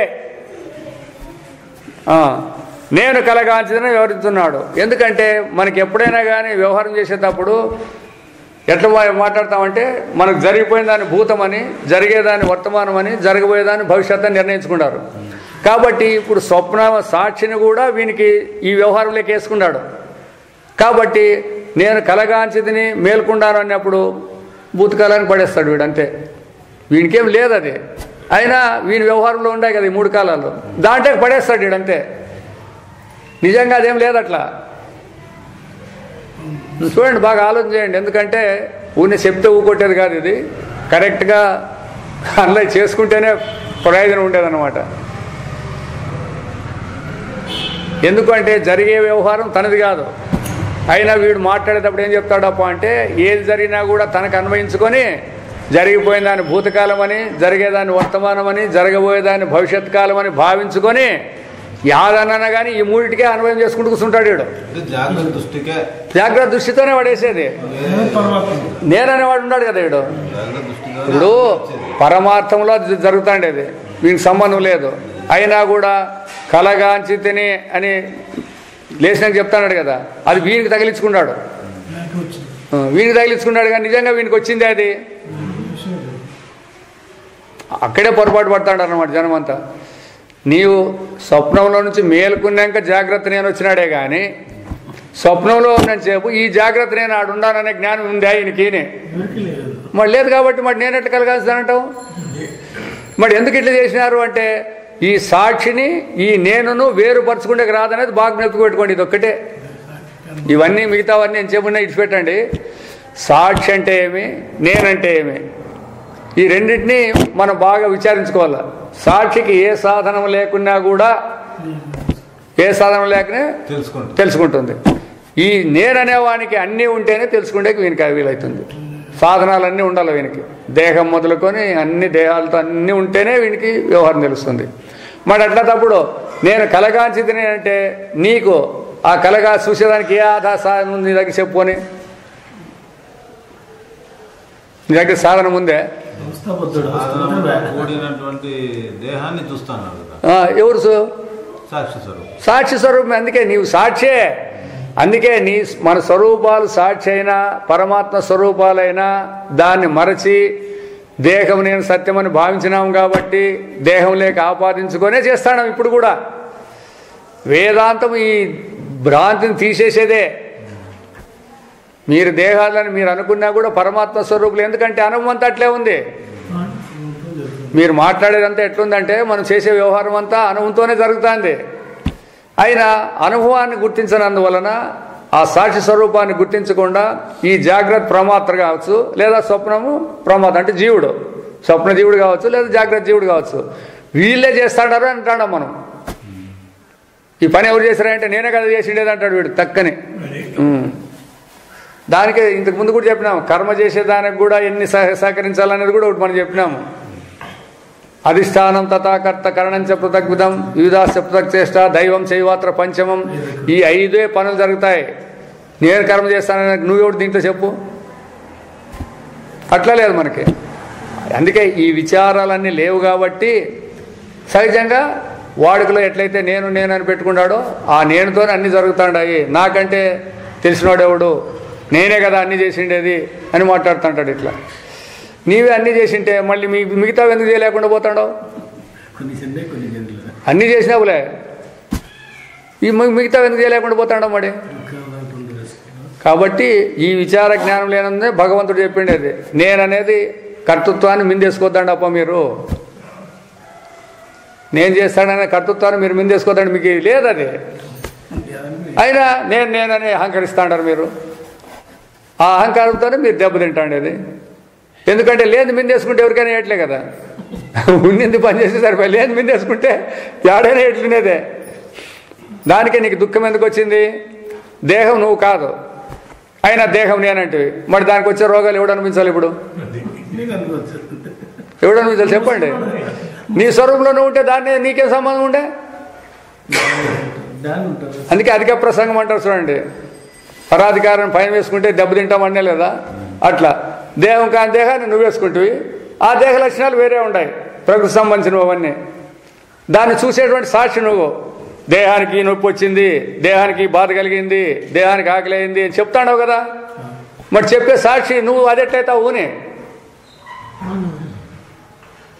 తెలుసుకునేవాడు తెలియబడేది అవుతుంది ఎప్పటికైనా.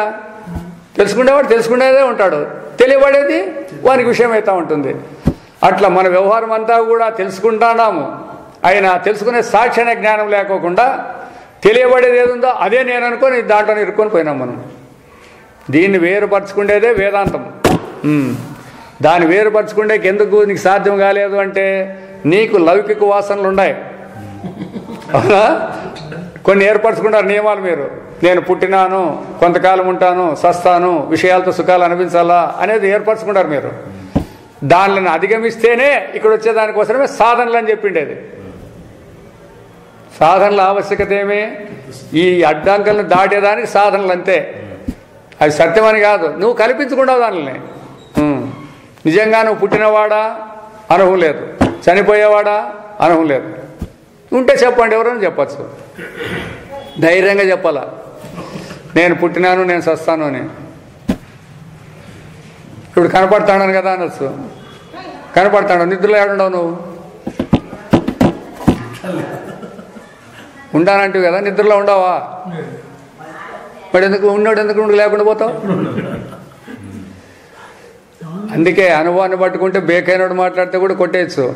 ఆ అనుభవం మనకు దొరకపోతే ఇప్పుడు మరి మేమందరం కనపడతాడామా లేదా, మేము పుట్టినామా లేదా అంటే ఇంకేం చెప్తాం. నువ్వు పుట్టినావా లేదా అంటే కూడా నువ్వు అనాల్సిందే, చెప్పేవాడిని కూడా నువ్వు కొట్టియాల్సిందే. అందుకే మనకు ఆ అనుభవాలు లేవు. దానికే పరమాత్మకు పుట్టేది లేదు, సచ్చేది లేదని ఎందుకు చెప్పినారు? ఆయనకి సరిపోతాయప్ప, మాకెట్ సరిపోతాయంటారు వీళ్ళు.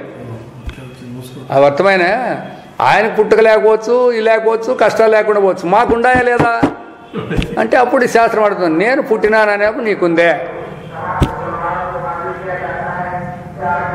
చెప్పండి. నేను పుట్టినాననే తట్టుకో. దేహం చచ్చిపోయింది ఇటు, నేను పుట్టినానని అనుభవం చెప్పాలంటే దేహం చచ్చిపోతుంది కదా అని ఎందుకు చెప్తావు? పోనీ చచ్చిపోయిందని అనుమానం ఉందా నీకు? ఎరువు దేహం చచ్చిపోయింది చూసినావా, నీ దేహం చచ్చిపోయింది నీకు అనుభవం ఉందే అని. మరి నీ దేహం పుట్టిన ముందే ఎరువులు పుట్టిండే చూస్తాడారు, ఎరువులు చచ్చేది చెప్తాడారు. మీరు కాదనేకేం లేదు దీన్ని, అది మీ అనుభవం కదా. ఇప్పుడు ఆయన పుట్టినాడు, ఆయన సచ్చినాడు అని చెప్పేది నీ అనుభవం, కానీ ఆ పుట్టిన సచ్చినాడు అనుభవం అది. మరి ఇప్పుడు మళ్ళీ వ్యవహారంలో ఉంటుంది, నాకు కోపం వచ్చిందని చెప్తావు చూడాలి, నీ అనుభవం. అప్పుడు ఎవరి ఎందుకో కొట్టేకపోయింది చూడప్ప, కోపం వచ్చింది అంటావు, ఆ అనుభవం నీకుంది కాబట్టి దాన్ని చెప్పినావు. ఇది అంటే చెప్పాలి కదా. ఆ అనుభవాలు చెప్పినాడు, ఈ అనుభవాన్ని చెప్పు నీవు ఉంటే అదే అడుగుతుంది. కోపం వచ్చినప్పుడు ఆ కోపం పోయిన పెరువ కోపం అనే స్మృతి ఉంటుందా లేదా మీకు అని ప్రశ్న వేస్తుంది. ఉంది, స్మృతి ఉంది. మరి అట్టే మీరు పుట్టింటే మీకు ఆ అనుభవం ఉంటే మరి పుట్టిన స్మృతి చెప్పండి. సచ్చింటే సత్యనారాయణ అనుభవం, మరణించిన అనుభవం చెప్పండి, చూస్తాము. అంటే చచ్చిపోయినాక చెప్పాలంటే కాదు, అందుకే నీవు ఉంటే కదా అంటాడు. అనుభవం ఉంటే ఎందుకు చెప్పు అని అడుగుతాడు. ఇప్పుడు కోపం వచ్చిండే అనుభవం ఎట్లా చెప్తువి, నాకు సంతోషమైన అనుభవం ఎట్లా చెప్తువి? అనిపించినావు కదా, అనుభవమే కదా నువ్వు మాట్లాడుతాండేది. ఇప్పుడు నేను పుట్టినాననేది అనుభవంతో చెప్తావా లేకపోతే ఊరినే చెప్తావా నువ్వు? ఏం వాళ్ళందరూ అని రప్ప నేను పుట్టినానంటావా? పోనీ అట్లనే చెప్పు. అనుభవం లేకపోతే లేనట్టేనే. అనుభవం చూడు, మళ్ళీ అనుభవం ఉంటే అనుభవం లేకపోతే ఇంకెందుకుంటుంది? నేనే ఇప్పుడు ఏదైనా దాని గురించి మాట్లాడతాం అనుకోండి, ఇది ఉదాహరణకి కుందేటి కొమ్ము అంటాం అనుకోండి. చూసినావా ఎప్పుడన్నా? చూసినావా అని కుందేటి కొమ్ముకి? లేదా గొడ్రాల కొడుకులు ఏమన్నా చూసినారా మీరు? మరి లేవనేదానికి ఇంకా ఉండేది సరికి ఎట్లెట్లుంటుంది? అనుభవం ఉండాలి కదా. గొడ్రాల కొడుకులు ఉంటే నువ్వు గొడ్రాల కొడుకులు అంటే సరిపోతుంది తప్ప పదమేముంది, అనుభవం ఉండాలి కదా. అనుభవం లేదు ఎట్లా చెప్తారు? మరి అదే అంటే ఇతరులు పుట్టిండేది కూడా చూసినది కూడా అనుభవమే కదా. అది ఎవరి అనుభవం? వాని అనుభవం కాదు. అనుభవమేదే. ఇప్పుడు సరే నీవు ఇతరులను చూసి పుట్టినావు, నువ్వు పుట్టినావు అని అనుభవం ఉందా అని అడుగుతాను శాస్త్రం. ఎవరిని కూడా అనుభవం అనేది ఇతరులను చూసి చెప్పేది కాదు, నీ అనుభవాన్ని చూసి చెప్పాలా. నీ అనుభవాన్ని చూసి నువ్వు చెప్పాలి కానీ ఇతరుల అనుభవాల గురించి చెప్పేది కాదు. అది పొందదు ఎప్పుడు కూడా. అది వ్యవహారం మీది. వ్యవహారానికి మీకు అందుకే చెప్పేది పరమార్థాన్ని మనం మాట్లాడుతాండేది. ఇప్పుడు స్ట్రెస్ చేసి ఎక్కువ మాట్లాడుతాండేది ఎందుకంటే పరమార్థము. వ్యవహారాన్ని గురించి వేదాంతంలో వ్యవహారాన్ని గురించి ఖండించవలసిన అవసరం లేదు. వ్యవహారాన్ని వేదాంతంలో ఖండించాల్సిన పని లేదు. ఎందుకు అంటే వాళ్ళు వ్యవహారస్తులు, వాళ్ళకి ఏం కాబట్లేదు, వాళ్ళకి వ్యవహారమే కావాలప్ప. వాళ్ళు లేదని నీకేం అధికారం ఉంది, వాళ్ళు లేదనే దానికి మాకుంది ఇదే చాలంటారు వాళ్ళు. అయితే నువ్వు జిజ్ఞాసు కదా, పరమార్థాన్ని తెలుసుకుంటే వచ్చినారు మీరు, సత్య వస్తువు ఏదని తెలుసుకుంటే వచ్చినారు కాబట్టి మీకు సత్య వస్తువును బోధ చేయాలి ఇక్కడ. అది మెయిన్ అనమాట వేదాంతం లక్షణం అంతా కూడా. అందుకే సత్సంగము అని చెప్పిండేది. అంటే ఆ సంఘములో సత్యాన్ని గురించే మాట్లాడాలా, సత్యాన్ని గురించే బోధించాలా. సత్ అనే వస్తువు యాది, సత్యం అంటే యాది. పోనీ వ్యవహారస్తులు అడగండి సత్యం అంటే ఏమిటని చెప్తారు చెప్పండి. అట్లానే కానీ మీరు చెప్పండి సత్య వస్తువు యాది అంటే మీరు ఏం చెప్తారు చెప్పండి. సహజంగా సత్య వస్తువులు ఏవేవి ఏవి చెప్తారు చెప్పండి. పోనీ భూమి, ఆకాశము కాదులే వదిలే. భూమి, ఆకాశము, పంచభూతాలు అంటారు, పంచభూతాలు 5 అంటారు. ఇవి సత్యం అంటారు కదా. మరి ఇవి సత్యం అయితే మరి నిద్రలు ఎందుకు లేకుండా పోయినాయి?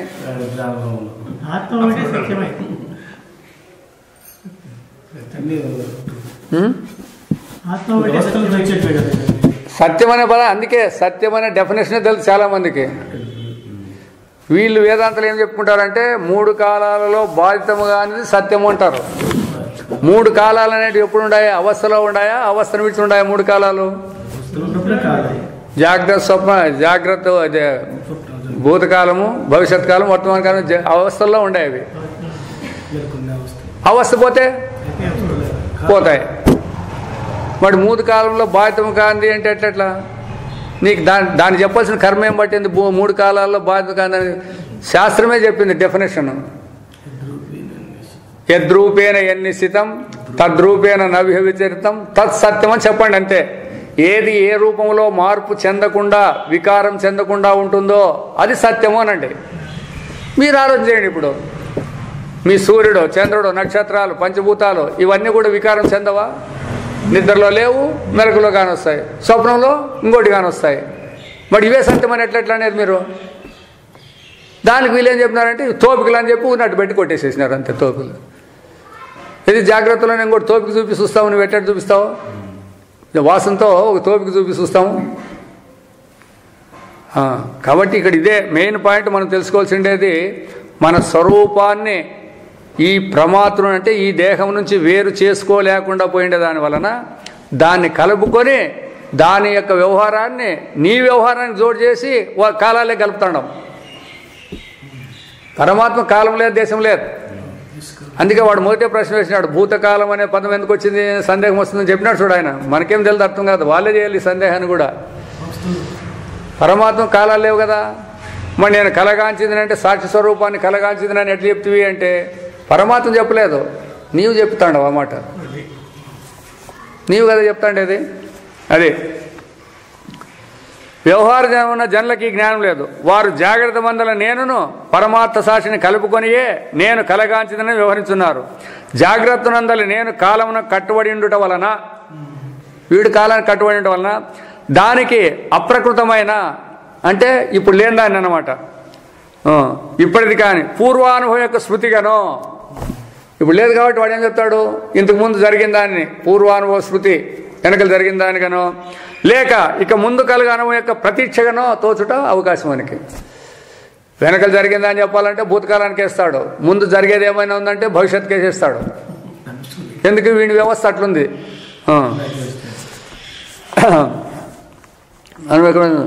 సాక్షి చైతన్యమును జాగ్రత్త సంబంధమైన నేనును వివేచించి గ్రహింపనందుననే అది. అందుకే బాగా వివేచన చేయాలని చెప్పిండేది ఇక్కడే. సాక్షి అనుభవం అంటే ఎట్లుంటుంది, నా జ్ఞానం అంటే ఎట్లుంటుంది, నేను మెలకుకు సంబంధించిన వాడును, మెలకు అయిపోతానని నా కథే లేదు కదా. ఉంది అట్లా ఏమైనా విచారించేదానికి లేదు. పూర్వ జాగ్రత్తలు మాకెన్నో జాగ్రత్తలు వచ్చినాయి, స్వప్నాలు ఎన్నో స్వప్నాలు వచ్చినాయి, నిద్రలు మనకు సుత్యాకారమును కనిపించును. ఇప్పుడు మనం ఎన్నో మెలకులు అనిపించినాం కదా, ఎన్నో నిద్రలు అనిపించినాం కదా, ఎన్నో స్వప్నాలు అనిపించినాం కదా. నిజంగా మీరు అనిపించినారా ఇవన్నీ? ఈ అనుభవం చూస్తే మనం అనిపించినామా అని. ఎందుకంటే ఆ స్మృతులు కలగకూడదు. స్మృతులు కలగాలంటే ఎవడు ఉండాలా? స్మృతులు కలగాలంటే సాక్షి ఉండాలా. కాబట్టి నువ్వు అట్లా నాకు ఎన్నో జాగ్రత్తలు వచ్చినాయి, ఎన్నో స్వప్నాలు వచ్చినాయి, ఎన్నో నిధులు వచ్చినాయంటే నీ సాక్షణంతోనే నువ్వు చెప్తాండవే కానీ ప్రమాద దృష్టి కాదు. అదే ఆ విధంగా చెప్తాండేది అనమాట. ఇట్లు సాక్షి చైతన్యమును జాగ్రత్తను నేనను ఒకదాని ధర్మమును మరొకదాని అందు ఆరోపించుకొనిన స్వాభావికమైన మిథ్యాజ్ఞానమే అధ్యాస అని వేదాంతులందరూ. తప్పు తెలివి, అది కాని దాని అందు అదనే బుద్ధి, ఇది తప్పు తెలివి, ఇది అధ్యాస, భ్రాంతి. చూడు ఆ సాక్షి స్వరూపు నీవు అది విడిచిపెట్టేసి నేను కేసుకుంటారు కదా, మీరు జీవుని కేసుకుంటారు కదా. మరి తప్పు తెలివిగా సరైందే? విచారిస్తే ఉంటుందా, ఇది నిలుస్తుందా? ఇది నిలిచలేదన్నమాట. అధ్యాస విచారం మున్ముందు వివరించవలసి ఉన్నది గాన ఈ అధ్యాస విచారం ఇంకా ముందుకు చెప్పేది ఉంది కాబట్టి ఇప్పటికీ ఈ విచారం ఇంత మాత్రం చాలును. అర్థమైపోయి కదా. ఇప్పుడు సాక్షి అనుభవాన్ని మన జీవత్వానికి వేసుకొని మనం మాట్లాడుతుండమే కానీ నిజంగా మెలకు ఉండేది మనకు తెలియదు. స్వప్నాన్ని గురించి చెప్పేదానికి రాదు, నిద్ర గురించి చెప్పేకి రాదు. మరి సాక్షి అనుభవంతో దీన్ని బహిర్గతం. అందుకే ఎట్లా ఇది మడి వస్తాడంటే సాక్షి వేదాంతంలో మాట చెప్తుంది, సాక్షి అనుభవమే ఈ ప్రమాతృవేషాలలో ఆ అనుభవాన్ని బహిర్గతం చేస్తుంది అని చెప్తారు. ఎట్లయితే టేప్ రికార్డులోని పాట లౌడ్ స్పీకర్లో వస్తుందో అట్లా. అంటే అప్పటికి ఈ దేహాదులన్నీ కూడా లౌడ్ స్పీకర్లు ఉన్నట్లంతే, ఒరిజినాలిటీ లేదు దీనికి. ఆ విధంగా తెలుసుకోవాలన్నమాట. పూర్వం అనేక సార్లు నిర్దించి మేల్కొని ఉన్నానన్న దృఢ విశ్వాసమునకు జాగ్రత్త వందలు నేనను వస్తువును అభిమానం ఉంచుకొని నేనే అనే అనుభవాన్ని పెట్టుకొని దానిని సాక్షిని ఒకదానిలో వేరొకటిని అధ్యాసం అనొచ్చుకుంటుంటే కారణము. అందుకే నీవు చూసినావా చెప్పు అని అది అడిగేది. ఎన్నో జాగ్రత్తలు చూసినాను, ఎన్నో నిద్రలు చూసినాను, ఎన్నో స్వప్నాలు చూసినాను అంటావు. మెలకుపోతానే నువ్వు ఉండావా? మెలకు పూర్వం నువ్వు ఉండావా? ఇప్పుడు మెలకుని చూడాలా, నేను ఎన్నో జాగ్రత్తలు చూసినా అంటాడు కదా. సరే, జాగ్రత్త రాకపూర్వం నువ్వు ఉండావా నేను అనేవాడు? మరి నేనేవాడు లేకపోతే నేను చూసినా పదం నీకెట్లు వచ్చా? పోనీ స్వప్నాన్ని చూసే ముందర నువ్వు ఉంటివే, మెలకుపోతానే పోయినావు, నిద్రలోకి ఆడిపోయింటావు నువ్వు. ఇట్లా ఎన్ని విచారాలు చేసినా కూడా కాదు. అయితే అభిమానం పెట్టుకున్నాం చూడండి, ఆ సాక్షి అనుభవాన్ని ఈ జాగ్రత్త అభిమానంలో వేసుకొని ఇవన్నీ మనం మాట్లాడుతున్నాం. ఎంత తప్పు వ్యవహారం చూడండి. మీరంతా తప్పుగా ఉండారంటే మేమేంటి తప్పుకుండా అంటారు అందరూ. వాళ్ళు వ్యవహారస్తులు మాట, అది మనమేం మాట్లాడట్లేదు. అందుకే ఇప్పుడు మళ్ళీ అదే సరేలే, మీరు వ్యవహారస్తులే, మీరు దేహాదులే. మరి ఇప్పుడు రమణ మహర్షి, రామకృష్ణ పరమహంస వాళ్ళు మనుషులే కదా. మరి వాళ్ళకి ఎందుకు ఇట్లా లేకపోయినప్పుడు మీ అక్కట్లా? వాళ్ళు మనుషులే, మనము మనుషులే. మరి వాళ్ళకి ఎందుకు లేకపోయేది? వాళ్ళు ఎందుకు మీరు మహాత్ములు అంటున్నారు? మహాత్ములు అనే దాంట్లో వాళ్ళకి ఏం విశేషం ఉంది అని ఇగో ఈ తప్పు తెలివిని తీసేసుకుంటారు చూడు, దానికి వాళ్ళు మహాత్ములు అంతే. ఆ తప్పును తగిలించుకున్నాం కాబట్టి మనం అజ్ఞానులు, అవివేకులు అని మనం అనిపించుకుంటాండి. అది ఇంతే. దేహాదులే వేరే లేదు కదా. వాళ్ళ దేహాదులు ఒకటే, మన దేహాదులు ఒకటే వ్యవహార దృష్టితో. మరి వాళ్ళు మహాత్ములను ఎందుకు అంటున్నారు మీరు? వ్యవహారానికి అతీతులు అయితేనే కదా మీరు మహాత్ములు అనాల్సి ఉండేది. వ్యవహారానికి అతీతులు కావాలా. ఇప్పుడు మనలందరూ మహాత్ములని ఎవడు అంటాడు? ఇప్పుడు గాంధీ మహాత్ముడు అంటే గాంధీ మహాత్ముడు మహాత్ముడు అనేది. మా ఎంతమంది రాజకీయ నాయకులు ఉంటే వాళ్ళందరూ మహాత్ములు అంటారా? అంటే లేదు. ఎందుకు? అతడు వ్యవహారానికి అతీతంగా ఉన్నాడు. అంటే ఈ జాగ్రత్త దేహంతో జరిగేదంతా నేను కాదని అతనికి జ్ఞానం ఉంది కాబట్టి మనకంటే విలక్షణంగా ఉన్నాడు అనమాట. దానికి ఆయన మహాత్ముడు అని పేరు పెట్టినాం. అట్లా ఈ మహాత్ములు, ఈ జ్ఞానులు అనే వాళ్ళందరూ కూడా అందరూ దేహాలతో కూడిన వాళ్ళే. జనకుడు అంటే జనకుడు అట్లా వాడే, సుకుడు అంటే సుకుడు, అందరూ దేహాదులే. మరి ఎందుకు మహాత్ములైనారు వాళ్ళు? ఇక ఈ తప్పు తెలివిని పోగొట్టుకుంటారు. దేహం నేనని తెలివిని పోగొట్టుకున్నారు కాబట్టి వాళ్ళు సాక్షి స్వరూపంలోనూ లేదా జ్ఞాన స్వరూపంలో ఉన్నారు కాబట్టి వాళ్ళని మహాత్ములని మనం అంటాడు. ఉత్త మహాత్ములు అంటే కుందలేదు, వాళ్ళ వల్లే మనం కూడా తయారు కావాలనేది మనం వేయాల. వాళ్ళని పొగలల్లా పొగుడుకుంటూ కూర్చుంటే మనకు వచ్చేది ఏముండదు, మనం తయారు కావాలి. అట్లా ఆయన సావుకారు అంటే నీకు వచ్చేది ఏముండదు. ఎందుకు సావుకారు అయినాడు? వ్యాపారం చేసినాడు, వ్యవసాయం చేసినాడు, లేదా ఉద్యోగం చేసినాడు కాబట్టి నువ్వు చెయ్యి. అట్లా మనకు మానవ దేహం వచ్చిండేది ఏమిటికి? నీవెవరో నిన్ను తెలుసుకుంటే వచ్చిండేది ఇది. దాన్ని ఇడిచిపెట్టి వ్యవహారాన్ని తెలుసుకుంటామంటే ఏం పనికి వస్తుంది మీకు? వ్యవహారాన్ని తెలుసుకుంటే అది అంతమయ్యేదే. వ్యవహారంలో నాకు అంతా తెలుసానో నువ్వు రమ్మని చూద్దాం, యాదన ఒక సబ్జెక్ట్ కానీ మాట్లాడదాం. ఒక ఇంటి గురించి చెప్పరా నీవంటే కూడా చెప్పేకి రాదు, ఒక పంటిని గురించి చెప్పమంటే చెప్పేకి రాదు.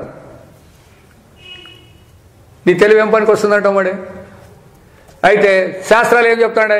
మీ స్వరూపము అంతటిని తెలుసుకుంటే పరమాత్మ స్వరూపం అని శాస్త్రం చెప్తా అంటే మాకేమీ తెలుసుకుంటే యోగ్యత లేదని మనం మాట్లాడుతా అంటే మనం ఏడుండము అని. ఇప్పుడు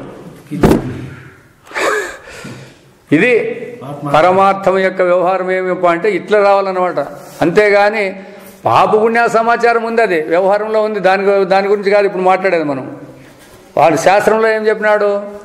వ్యవహారంలో సత్యము ఉంది, అసత్యం ఉంది, పాపం ఉంది, పుణ్యం ఉంది, సుఖం ఉంది, దుఃఖం ఉంది, ధర్మం ఉంది, అధర్మం ఉంది, కష్టాలు ఉన్నాయి, దుఃఖాలు ఉన్నాయి. పరమార్థంలో ఉన్నాయా అవి? మరి అవి లేకుండా పొందేదానికి అది మనందరి స్వరూపం అని శాస్త్రమే చెప్తాంది కదా. పోనీ శాస్త్రం అనే చెప్పుకోతే మీరంతా మానవులు, ఆ పరమాత్మ వేరే ఉన్నాడన్న చెప్పింటే మనం అనాల. లేదంతా పరమాత్మ స్వరూపమే చెప్పినప్పుడు దాన్ని గుర్తించేదానికి మన జీవనం ఉపయోగించుకోవాలా. అట్లా ఉపయోగించుకున్నప్పుడే మానవ జీవితం ధన్యమవుతుంది. అది కాకుండా మళ్ళీ ఏదో పుణ్యాలు చేస్తారు, చేయరు అని కాదు, చేస్తే మళ్ళా పుట్టాలా, ఆ దేహాలతో అవి అనిపించాలా, సుఖ దుఃఖాలు అనిపించాలా, జనమరణాలు అనిపించాలా, ఈ మృతే ఇది ముదిమి ఇవన్నీ కూడా అవసరం పడాల్సిందే. అటు ఎన్నాలన్నా కానీ జనమణ చక్రమే అది.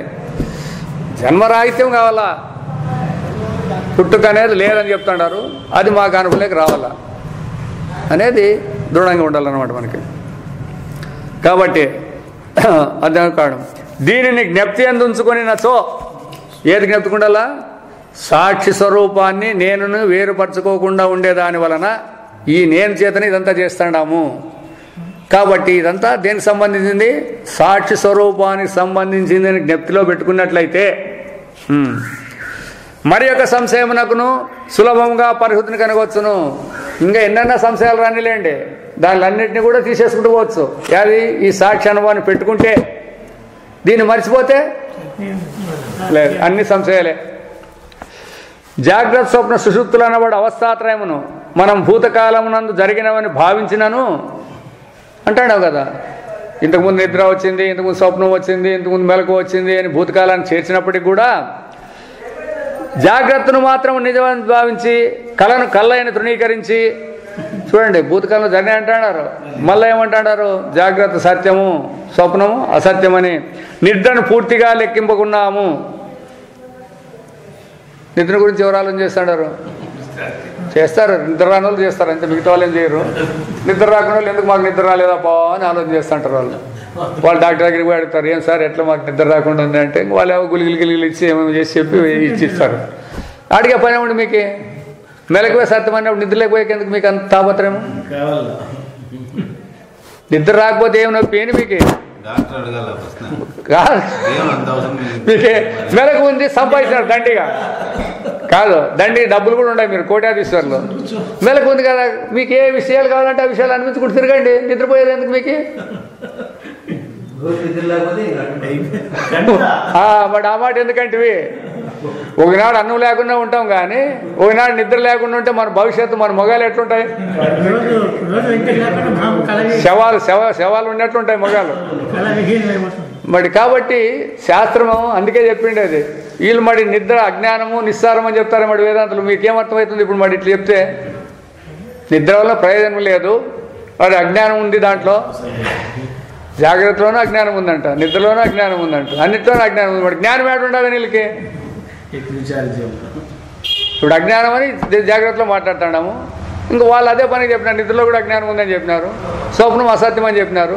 మరి జ్ఞానాన్ని ఆడ పట్టుకొచ్చుకోవాలా అని ఇప్పుడు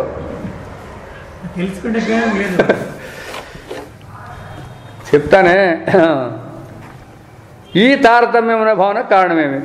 జాగ్రత్తను తోచు నేనను దానికి మనము అధికమైన విలువ నొసగుండుటయే ఇందుకు ముఖ్య కారణం. ఇంతే చూడు ఎంత సులభంగా చెప్తుందంటే, ఎంతసేపు మనం తలకాయలు వెయిట్ చేసుకుంటాము, ఎట్లా పా దీన్ని కనిపెట్టేది. ఈ నేను అనేవాడిని ఇడిచిపెట్టలేదట్లేదు నువ్వు. దాని నుంచి ఇవన్నీ కూడా మనకి భేదాలు, ఇవన్నీ విభాగాలు, ఇవన్నీ కనపడేదానికి మెయిన్ పాయింట్ అనమాట. నేనను పదార్థమున అణిగియుండు భావనలు అన్నింటినీ ముందు విస్తారంగా పరీక్షింపవలైను. దీంట్లో ఈ నేను అనేదంటే ఏంటేంటి ఉన్నాయి అనేది విచారం చేయాలన్నమాట. అది 142లో వస్తుంది. అది అందుకే ఇక్కడి నుంచే పరమాచింతామని పూర్తి సమస్యలు సులభంగా పోగొడుతుంది ఇదనమాట. ఈ చిత్ పరమార్థం అయితేనే సుఖ పరమార్థము, ఆనంద పరమార్థం అని వస్తుంది. దీనిలో మనకు ఉన్నట్లు అన్నీ చెప్పుతాయి. అన్ని కంపమేం పట్టేటట్లేదు అప్పుడు. ఇంకా ఇప్పుడు ఇంతవరకు విచారం చేసిండేదే మనకు చాలా కష్టము. అయ్యేది అదంట్రీ, ఇదంట్రీ, దాంట్లోదంట్రీ, దీంట్లోదంట్రీ ఇవన్నీ అంటారు కదా. ఇంక ఇవాళ నుంచి అట్లేం చెప్పదు. ఎప్పుడైతే ఇవన్నీ మనకు అనుభవానికి వచ్చినాయో ఇంక చెప్పేటివన్నీ సులభంగా బోధపడతాయి. కష్టమేం లేదు దీనికి. ఒక్కో దాంట్లో మీరు ఇట్లా ఎందుకు అనుకుంటారు అనేది విచారం చేస్తుంది అంతే. కానీ ఈ విషయం ఇప్పటికీ వదిలివేస్తున్నాము. ఆ 142లో చెప్తాం కాబట్టి దాని గురించి ఇంకా ఈ నేనులో ఏమేమి అణిగి ఉంటాయి అనేదాన్ని. జాగ్రత్త మందు కానీ స్వప్నమందు కానీ ఏదియో ఒక నేను మమ్ము వెన్నంటి ఉండునంటాను ప్రకృతం జ్ఞప్తి ఉండలేను. మీరు ఏం జ్ఞప్తి పెట్టుకోవాలి. ఇప్పుడు వ్యవహారం చెప్పేటప్పుడు నెలకు వచ్చినా నేననేవాడు ఒకడు ఉంటాడు, స్వప్నం వచ్చినా ఎవరికైనా ఈ రెండు లేకుండా ఉండేది ఏమన్నా ఉందా మీ దగ్గర?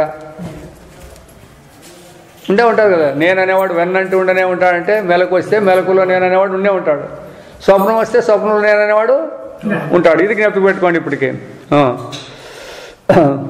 ఈ నేను ఏమంటాడు వీడు, ఇదే మెలకువా, ఇందరి ప్రపంచమంతయు సత్యము, మెలకులో ఉన్నాడు. ఇట్టి సత్యమైన జాగ్రత్తలు పూర్వమేనియో తోచెను, ముందు కూడా లెక్కకు మించి కనిపించును అని తన అభిమానావస్థనే ఎల్లప్పుడూ అధికంగా చూపుచుండును. అందుకే కదా ఇంకా మేము ఎన్నాళ్ళు బతకల్లో ఏం కథనప్పా అప్పుడే ఇడిచిపెట్టి ఎట్లెట్లా, అదే కదా అందరూ అభిమానం పెట్టుకోండి. అది ఇది ఉంటుందని దీంతో మేము ఇంకా బతకాలి, ముందు ముందుకు ఎన్నో జాగ్రత్తలు వస్తాయి, అప్పుడు ఎవరిని ఉండాలి కదా అని అభిమానం చూపిస్తాడు అనమాట. తన అభిమానావస్థ కంటే ఇప్పుడు జాగ్రత్త మీద మనకు అభిమానం ఉంది. ఈ అభిమానాన్ని విడిచిన అవస్థలు ఉన్నాయి చూడండి, ఏవే ఉన్నాయి ఇప్పుడు? నిద్ర, స్వప్నం. భిన్నమైన అవస్థలను, అనుభవాలను అల్పములను చూపును. అందుకే చెప్పేది ఏమంటాడు, జాగ్రత్త సత్యము.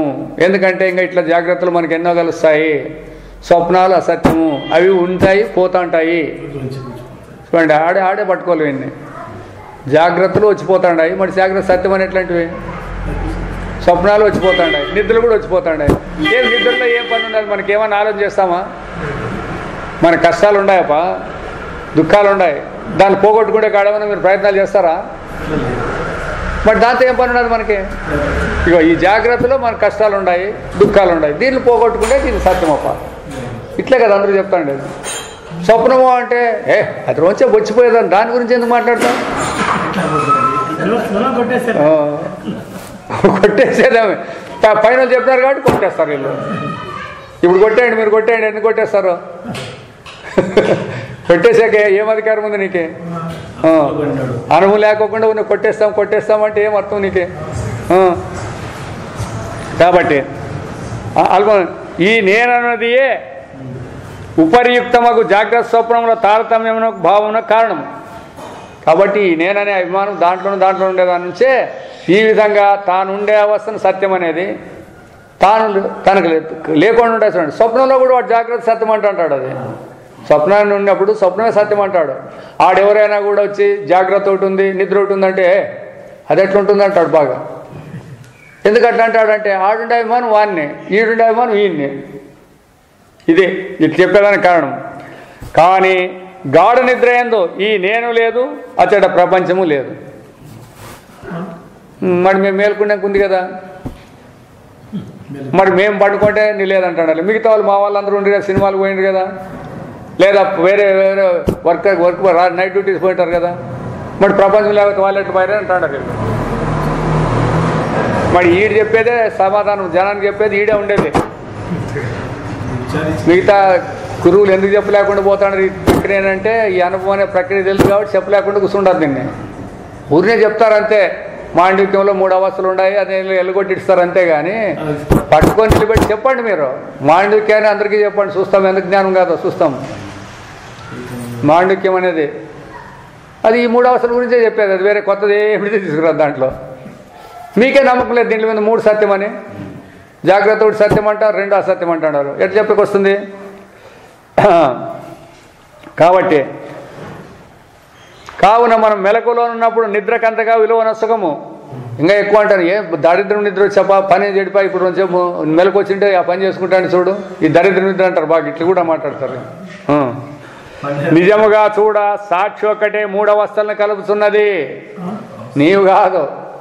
ఆ అవస్థలు 3 ఉన్నాయనే దానికి మాత్రమే, మీకు కాదు. అయినను ఈ రెండింటినీ మనం ఒకదానిలో వేరొకటిని ఆరోపించుకొని నేను నిద్రించితిని, నేను కలగాంచితిని, నేను మేల్కొంటిని అని వ్యవహరించుతున్నాము. రెండింటంటే ఏమి? సాక్షిని నేను ఏడు చేసుకోలేకుండా నేనను స్వరూపం యొక్క సారమైన సాక్షి చైతన్యమే మన సకల వ్యవహారమునకు ఆధారమైనదని వేరుగా చెప్పు ఆవశ్యకతే లేదు. కాబట్టి ఆ సాక్షి అనుభవమే లేకుండా పోతే మన వ్యవహారమే లేదు. దానికి ఇంక వేరేది లేదని చెప్పేదానికి ఎవరికి కూడా సాధ్యం కాదు అని. అయితే జనం ఏమంటున్నారు, అవి లేకపోతే మేము చేస్తాడమా లేదా ఇప్పుడు అంటారు. అయితే ఇప్పుడు ఏం జరుగుతుంది అనే జ్ఞానం లేదు, మొదటి పాయింట్ అంతే. అవస్థలను ఒక దృష్టిచే మరొక దానిని చూసి వలన కలుగు ప్రయోజనము. ఇప్పుడు ఇది ఈ పాయింట్ వేరే. ఈ అవస్థ దృష్టి చేత ఇంకో దాన్ని చూసేది, ఆ అవస్థ చూసి దీన్ని చూస్తే ఏం ప్రయోజనము? ఇప్పుడు ఈ అవస్థ దృష్టి చూస్తే ఏమవుతుంది? జాగ్రత్త అవస్థ చూస్తే స్వప్నాన్ని నిద్రను చూస్తే ఏమంటాం? పనికిరానివి అంటారు. నిద్రావస్థ దృష్టి చూస్తే ఈ పనికి వచ్చేటివే, పనికొస్తాయి ఇవి.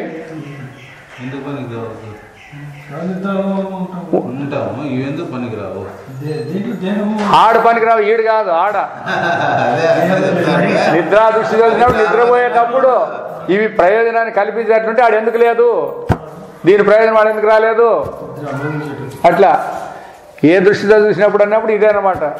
అదే స్వప్న దృష్టితో చూసినప్పుడు నీ జాగ్రత్తలో తిన్న భోజనము స్వప్నంలో ఆకలి అవుతుందని ఎందుకంటే తిని పండుకొని నిద్రపోయాక స్వప్నం వచ్చింది నీకు. ఆకలి అవుతుందంటూ కదా, మరి నువ్వు తినిండేదే సత్యమై నీ జాగ్రత్త సత్యమై అంటే ఆడ ఆకలి ఎందుకు కావాలి నీకు? ఎందుకు కావాలి చెప్పు? ఆ దేహం ఈ దేహం వేరంటావా? వేరే అంటే మరి అప్పుడు నువ్వు ఆ దేహము అదే, నువ్వు ఇదే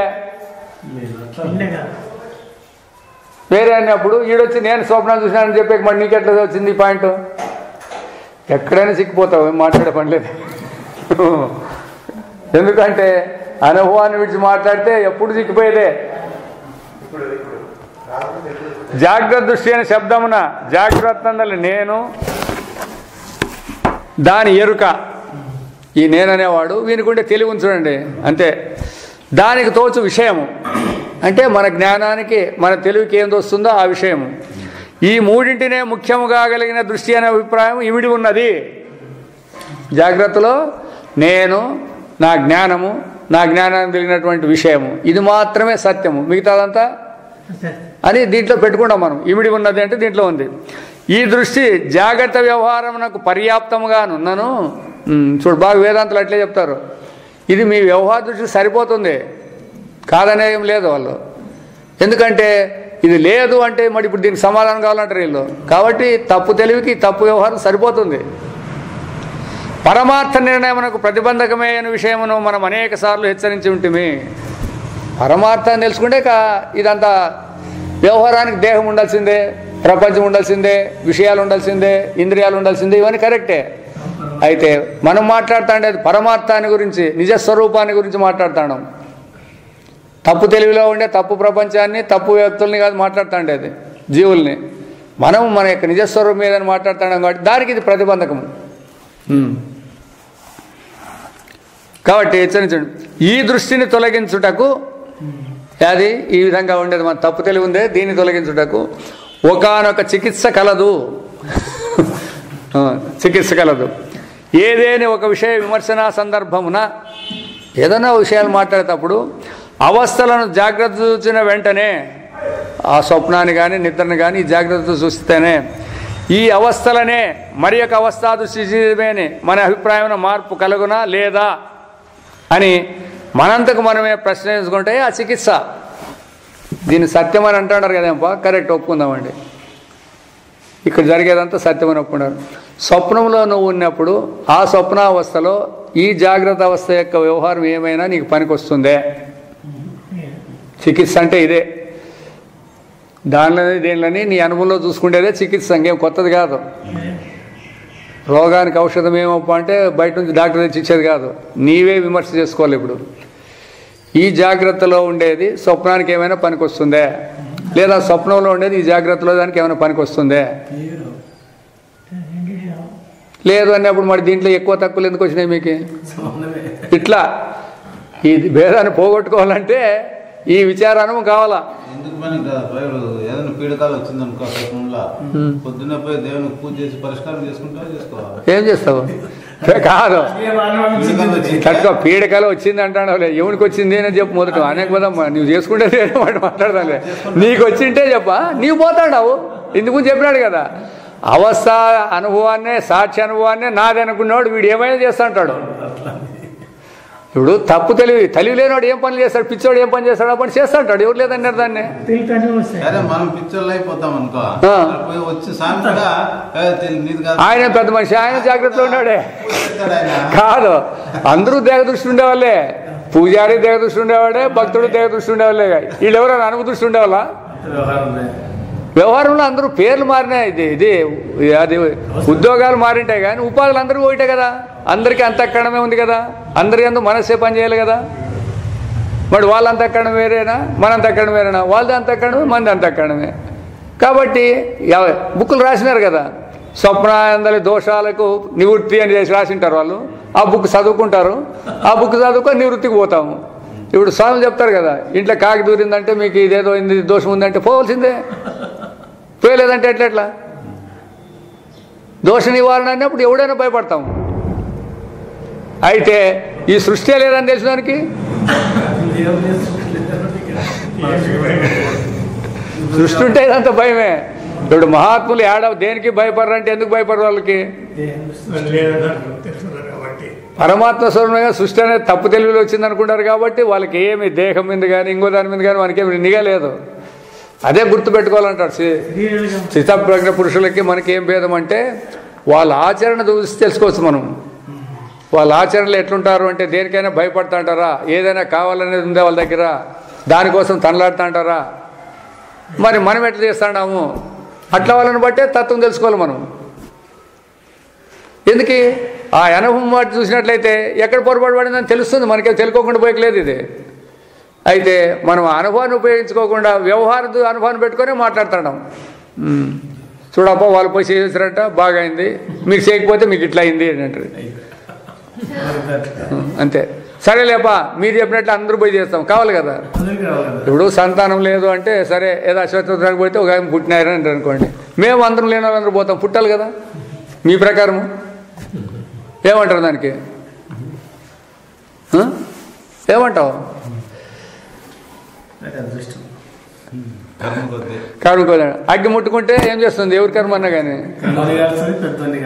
ఎవరి కర్మ అన్నా ఎట్లా అగ్గి ముట్టుకుంటే ఏమవుతుంది? మరి ఇంకా అట్లుండాలా. ఏదైనా పని ఉందంటే కానీ కర్మ మళ్ళీ ఎందుకు తెచ్చిపెడితే?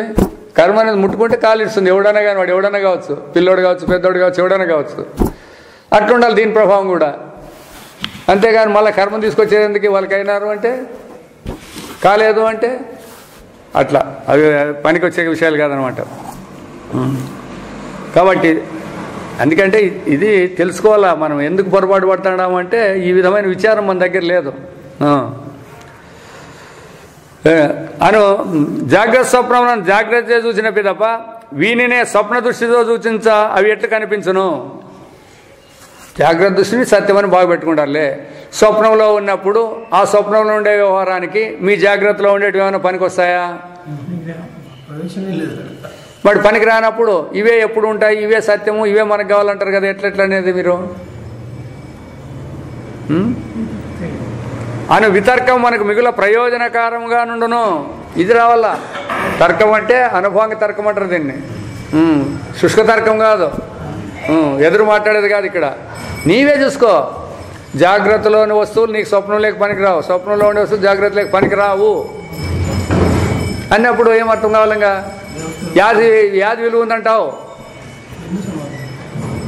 నీ అనుభవంలో. రెండు నిష్ప్రయోజనలే కదా. ఆ వస్తున్నప్పుడు అవి పనికి వస్తాయంటారు. అంతేగాని ఎప్పుడూ ఉంటాయనే దానికి ఏం ఆధారాలు లేవు కదా అవి. కాబట్టి ఏలైనా జాగ్రత్త నుంచో దానిని పూర్వముగా చూసినట్టు కాజాలదు. జాగ్రత్తమున విషయ విభాగం అనివార్యముగా నుండును. ఇక్కడ తెలుసుకునేది తెలియబడేది రెండు ఉంటాయన్నమాట. తెలుసుకుంటే నేనుంటాము, తెలియబడే విషయము రెండు ఉంటాయి. అచట విషయమును విడిచి విషయి ఉండజాలదు. అక్కడ ఎట్లుంటుంది? ఈ విషయం అనేది ఆ విషయ అనేవాడిని విడిచి స్వతంత్రంగా ఉండేకి లేదు. అది ఏడా సాక్షిస్వరూపంలో.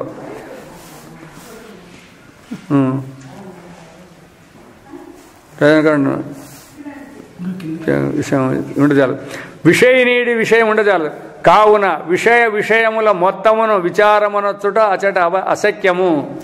ఆడ అవును దాన్ని కరుచుకొని ఉందని చెప్పలేదు. ఈ విషయము ఉంది, తెలుసుకునేవాడు తెలియబడేవాళ్ళు ఇద్దరు ఉండారు. ఈడే రెండు ఒకటే ఉంటాయని ఎట్లా తెలుసుకుంటాను? అందుకే మనకు కష్టమైనది ఇది. దానికే చెప్పేది. ఈ విషయం అనేది జాగ్రత్తలో కూర్చొని తెలుసుకుంటే కాదు, మొత్తం అవస్థను తెలుసుకునేటప్పుడు నీ విషయి అనేవాడు ఈ విషయం అనేది రెండు కూడా సాక్షికి విషయం అయిపోతాయి. ఈడ విషయం స్వతంత్రంగా ఉంటాడు, విషయం వేరే ఉంటుంది. ఈ అవస్థ పోతానే ఈ అవస్థనంతా చూసేటువంటి వానికి ఇదంతా విషయమే కదా ఈ అవస్థ అంతా. కాబట్టి మీరు పెట్టుకుంటే భేదాలు ఏమైనాయాడా విషయం అయిపోయినాయి అన్నీ. కాబట్టి అప్పుడు అన్నిటికీ సాక్షి ఎవరు, విషయం ఎవరంటే పరమాత్మే. అట్లా. కావున విషయములు మొత్తమును విచారమనచుట అశక్యము. అచ్చట విషయములు చెప్పి తెలుసుకున్నవాడును విషయ ఎగుట వలన, అటు రెండు చెప్తాండేవాడు కూడా వాడు విషయ ఎగుట వలన తానే తనకు విషయం కావలసి ఉండును. ఇది అశక్యము. నేను తెలుసుకునేదే నేను అని ఎట్లా అనుకుంటారు ఇది ఎవరన్నా కానీ. ఇది పుస్తకం అని తెలుసుకుంటే నేనే పుస్తకం అని మనకి ఎవరికైనా అర్థమవుతుందే? అర్థమయ్యలేదు అట్లా. కావున జాగ్రత్త విషయములను పూర్తిగా ఎరుగగోరు వారు ఏమే ఈ అవస్థ స్వప్న దృష్టికి ఎట్లు కనిపించును అని ఆలోచింపవలను. ఈ జాగ్రత్తలో తెలుసుకునేవాడు తెలియబడేది అన్నప్పుడు స్వప్నానికి పోతే ఈ విషయం అనే వాళ్ళు ఉంటారా? ఉండేకి లేదు అని ఆలోచింపవలను. నేను కలగాంచితి నేను పరామర్శకు స్వప్నం చూసినాను. విషయమైన స్వప్నమున దాని విషయములు మనకు విషయముగా లెక్కలో గలదు. దీన్ని చూసే మీకు చేత కాలేదు. ఇప్పుడు స్వప్నాలు చూస్తే కదా సులభంగా అనుకుంటారు కదా. స్వప్నంలో నువ్వు ఏదన్నా చూస్తూనే ఉండవు, అదంతా దాని గురించి అంతా చెప్తా ఉండవు. ఆడు నువ్వు వేరే ఉండవు, ఆ విషయాలు వేరే ఉండవు. మెలకు అయిన తర్వాత అక్కడ ఉండేదంతా నువ్వు చెప్తా ఉండవా లేదా? అంటే ఆడ తెలుసుకునేవాడిని తెలియబడేదాన్ని కలిపి విషయం చేసుకొని ఇటు చెప్తాడు. ఇట్లా ఆ విధంగా తెలుసుకునేదానికి వీలవుతుంది అని ఎట్లా కనబడను అంటాను. గ్రహించినలా ఈ అవస్థను పూర్ణంగా విషయీకరించినట్లగును. ఈ అవస్థను మొత్తం విషయంగా చేసుకుంటాం అన్నమాట. ఈ దృష్టిచే విచారించినతో రెండవస్థలు కూడా పరమార్థం యొక్క తోపికలేగుట వలన, ఈ దృష్టిలో మీరు చూసినట్లయితే సాక్షికి రెండు కనపడేటివే, సత్యంగా ఉండేటివేం కాదు. అది కనపడుతుంది, ఇది కనపడుతుంది, అది పోతుంది, ఇది పోతుంది. అయితే ఈ కనపడుతుంది పోతుందని చెప్పే నువ్వు అది సత్యము. అట్లా తోపిక జాగ్రత్తత్వం స్వప్నతత్వం ఒకే పరమార్థ స్వరూపం అని సిద్ధించును. అప్పుడు జాగ్రత్త అన్న ఒకటే, స్వప్నం అన్న కూడా ఒకటే. వ్యవహారంలో కూడా అట్లే ఉంది. అక్కడ దృశ్యాలు ఉన్నాయి, ఇక్కడ దృశ్యాలు ఉన్నాయి. కాబట్టి మీరు వేరు వేరు అని చెప్పేదానికి మీకు అధికారం ఏం లేదు. స్వప్నం అంటే ఇట్లే ఉంటుంది, జాగ్రత్త అంటే ఇట్లుంటుందని చెప్పండి చూస్తాం. అట్లన్నా కానీ ఏం అధికారం ఉంది దీంట్లో? ఆధిక్యత ఏముంది మీ జాగ్రత్తలో? స్వప్నంలో ఏం తక్కువ ఉంది? చెప్పేకి రాదు. పరమార్థమును చీల్చి దాని ఒక్కొక్క అంశమనే పరీక్షించు అపూర్ణ దృష్టి యొక్క కలంకము ఈ పూర్ణ దృష్టి అని ఉండదు. అందుకే చెప్పిన చూడండి, అగ్ని ఉదాహరణ తీసుకోండి. అగ్ని అంటే ఏముంది? వేడిమి ఉంది, ప్రకాశం ఉంది, రెండు ఉన్నాయి. దీన్ని చీల్చి చూడండి, విచారించక చూడండి, చూస్తాం. అదే అపూర్ణ దృష్టి అంటారు. అట్లా ఈ పూర్ణ దృష్టిలో కలంకం అనేది ఉండదు, అట్లా చీల్చకూడదు. వ్యవహారంలో దాన్ని చీల్చినట్లు మనం మాట్లాడుతుంటాం అన్నమాట. కాబట్టి పూర్ణ దృష్టి ఉండదు. జ్ఞానం సత్యమా జ్ఞేయం సత్యమా మున్నగు శుష్క చర్కలు నిష్ఫములను వెంటనే బోధపడను. దానికే మాట్లాడుతాను అనమాట. జ్ఞానం సత్యమా జ్ఞేయం సత్యమా? ఎలా? జ్ఞేయం లేకపోతే జ్ఞానంతో ఏం పని ఉంది? ఇప్పుడు జ్ఞానం అంటే తెలుసుకునేది, జ్ఞేయం అంటే తెలియబడేది. తెలియబడేది లేకపోతే తెలుసుకుంటే జ్ఞానం ఎక్కడి నుంచి వచ్చింది? యావి సత్యంగా స్వామి అన్నదండి. ఈడు ప్రశ్నలు వచ్చినాయంటేనే ఈడ తకరారు ఉందనుకోవాలి మీరు ఎప్పుడే కానీ. విషయాన్ని విడిచి జ్ఞానం లేదు, జ్ఞానాన్ని విడిచి విషయం లేదు, ఇది సరిపోతుంది. అట్లా కాకుండా ఒక్కొక్క దాన్ని మీరు వేరు చేసి చూడండి. విషయం సత్యమా, ఇది జ్ఞానం సత్యమా? ఇంతకుముందే మాట్లాడినాం, సత్కార్యవాదులు అసత్కార్యవాదులు అని మనం మాట్లాడినాం చూడండి.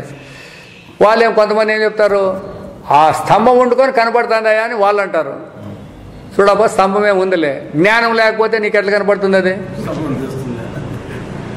అని వాళ్ళు అడతారు. ఇప్పుడు యాది ఈ రెండింటిలో యా సత్యం అని చెప్తారు చెప్పండి చూస్తాము. అదే ఎట్లుంటుంది? జ్ఞానం ఉందని దానికి గుర్తు.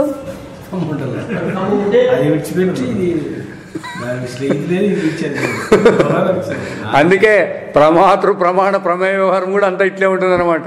ప్రమాతృ అనేవాడు ప్రమాణాలు ఇస్తే వాడు ఉండేకి లేదు, ప్రమాణాలకు ప్రమేయం లేకపోతే అవి ఉండేకి లేదు, ప్రమేయానికి ఈ ప్రమాత్రం లేకపోతే అది ఉండేకి లేదు.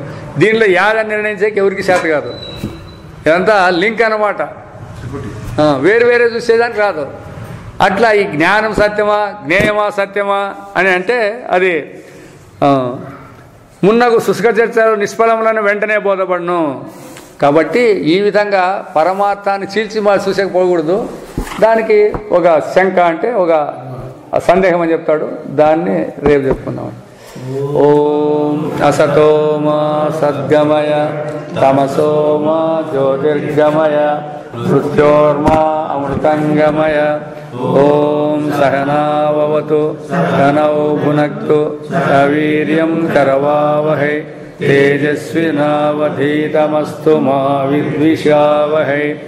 ఓం పూర్ణమదః పూర్ణమిదం పూర్ణాత్ పూర్ణముదచ్యతే పూర్ణస్య పూర్ణమాదాయ పూర్ణమేవావశిష్యతే.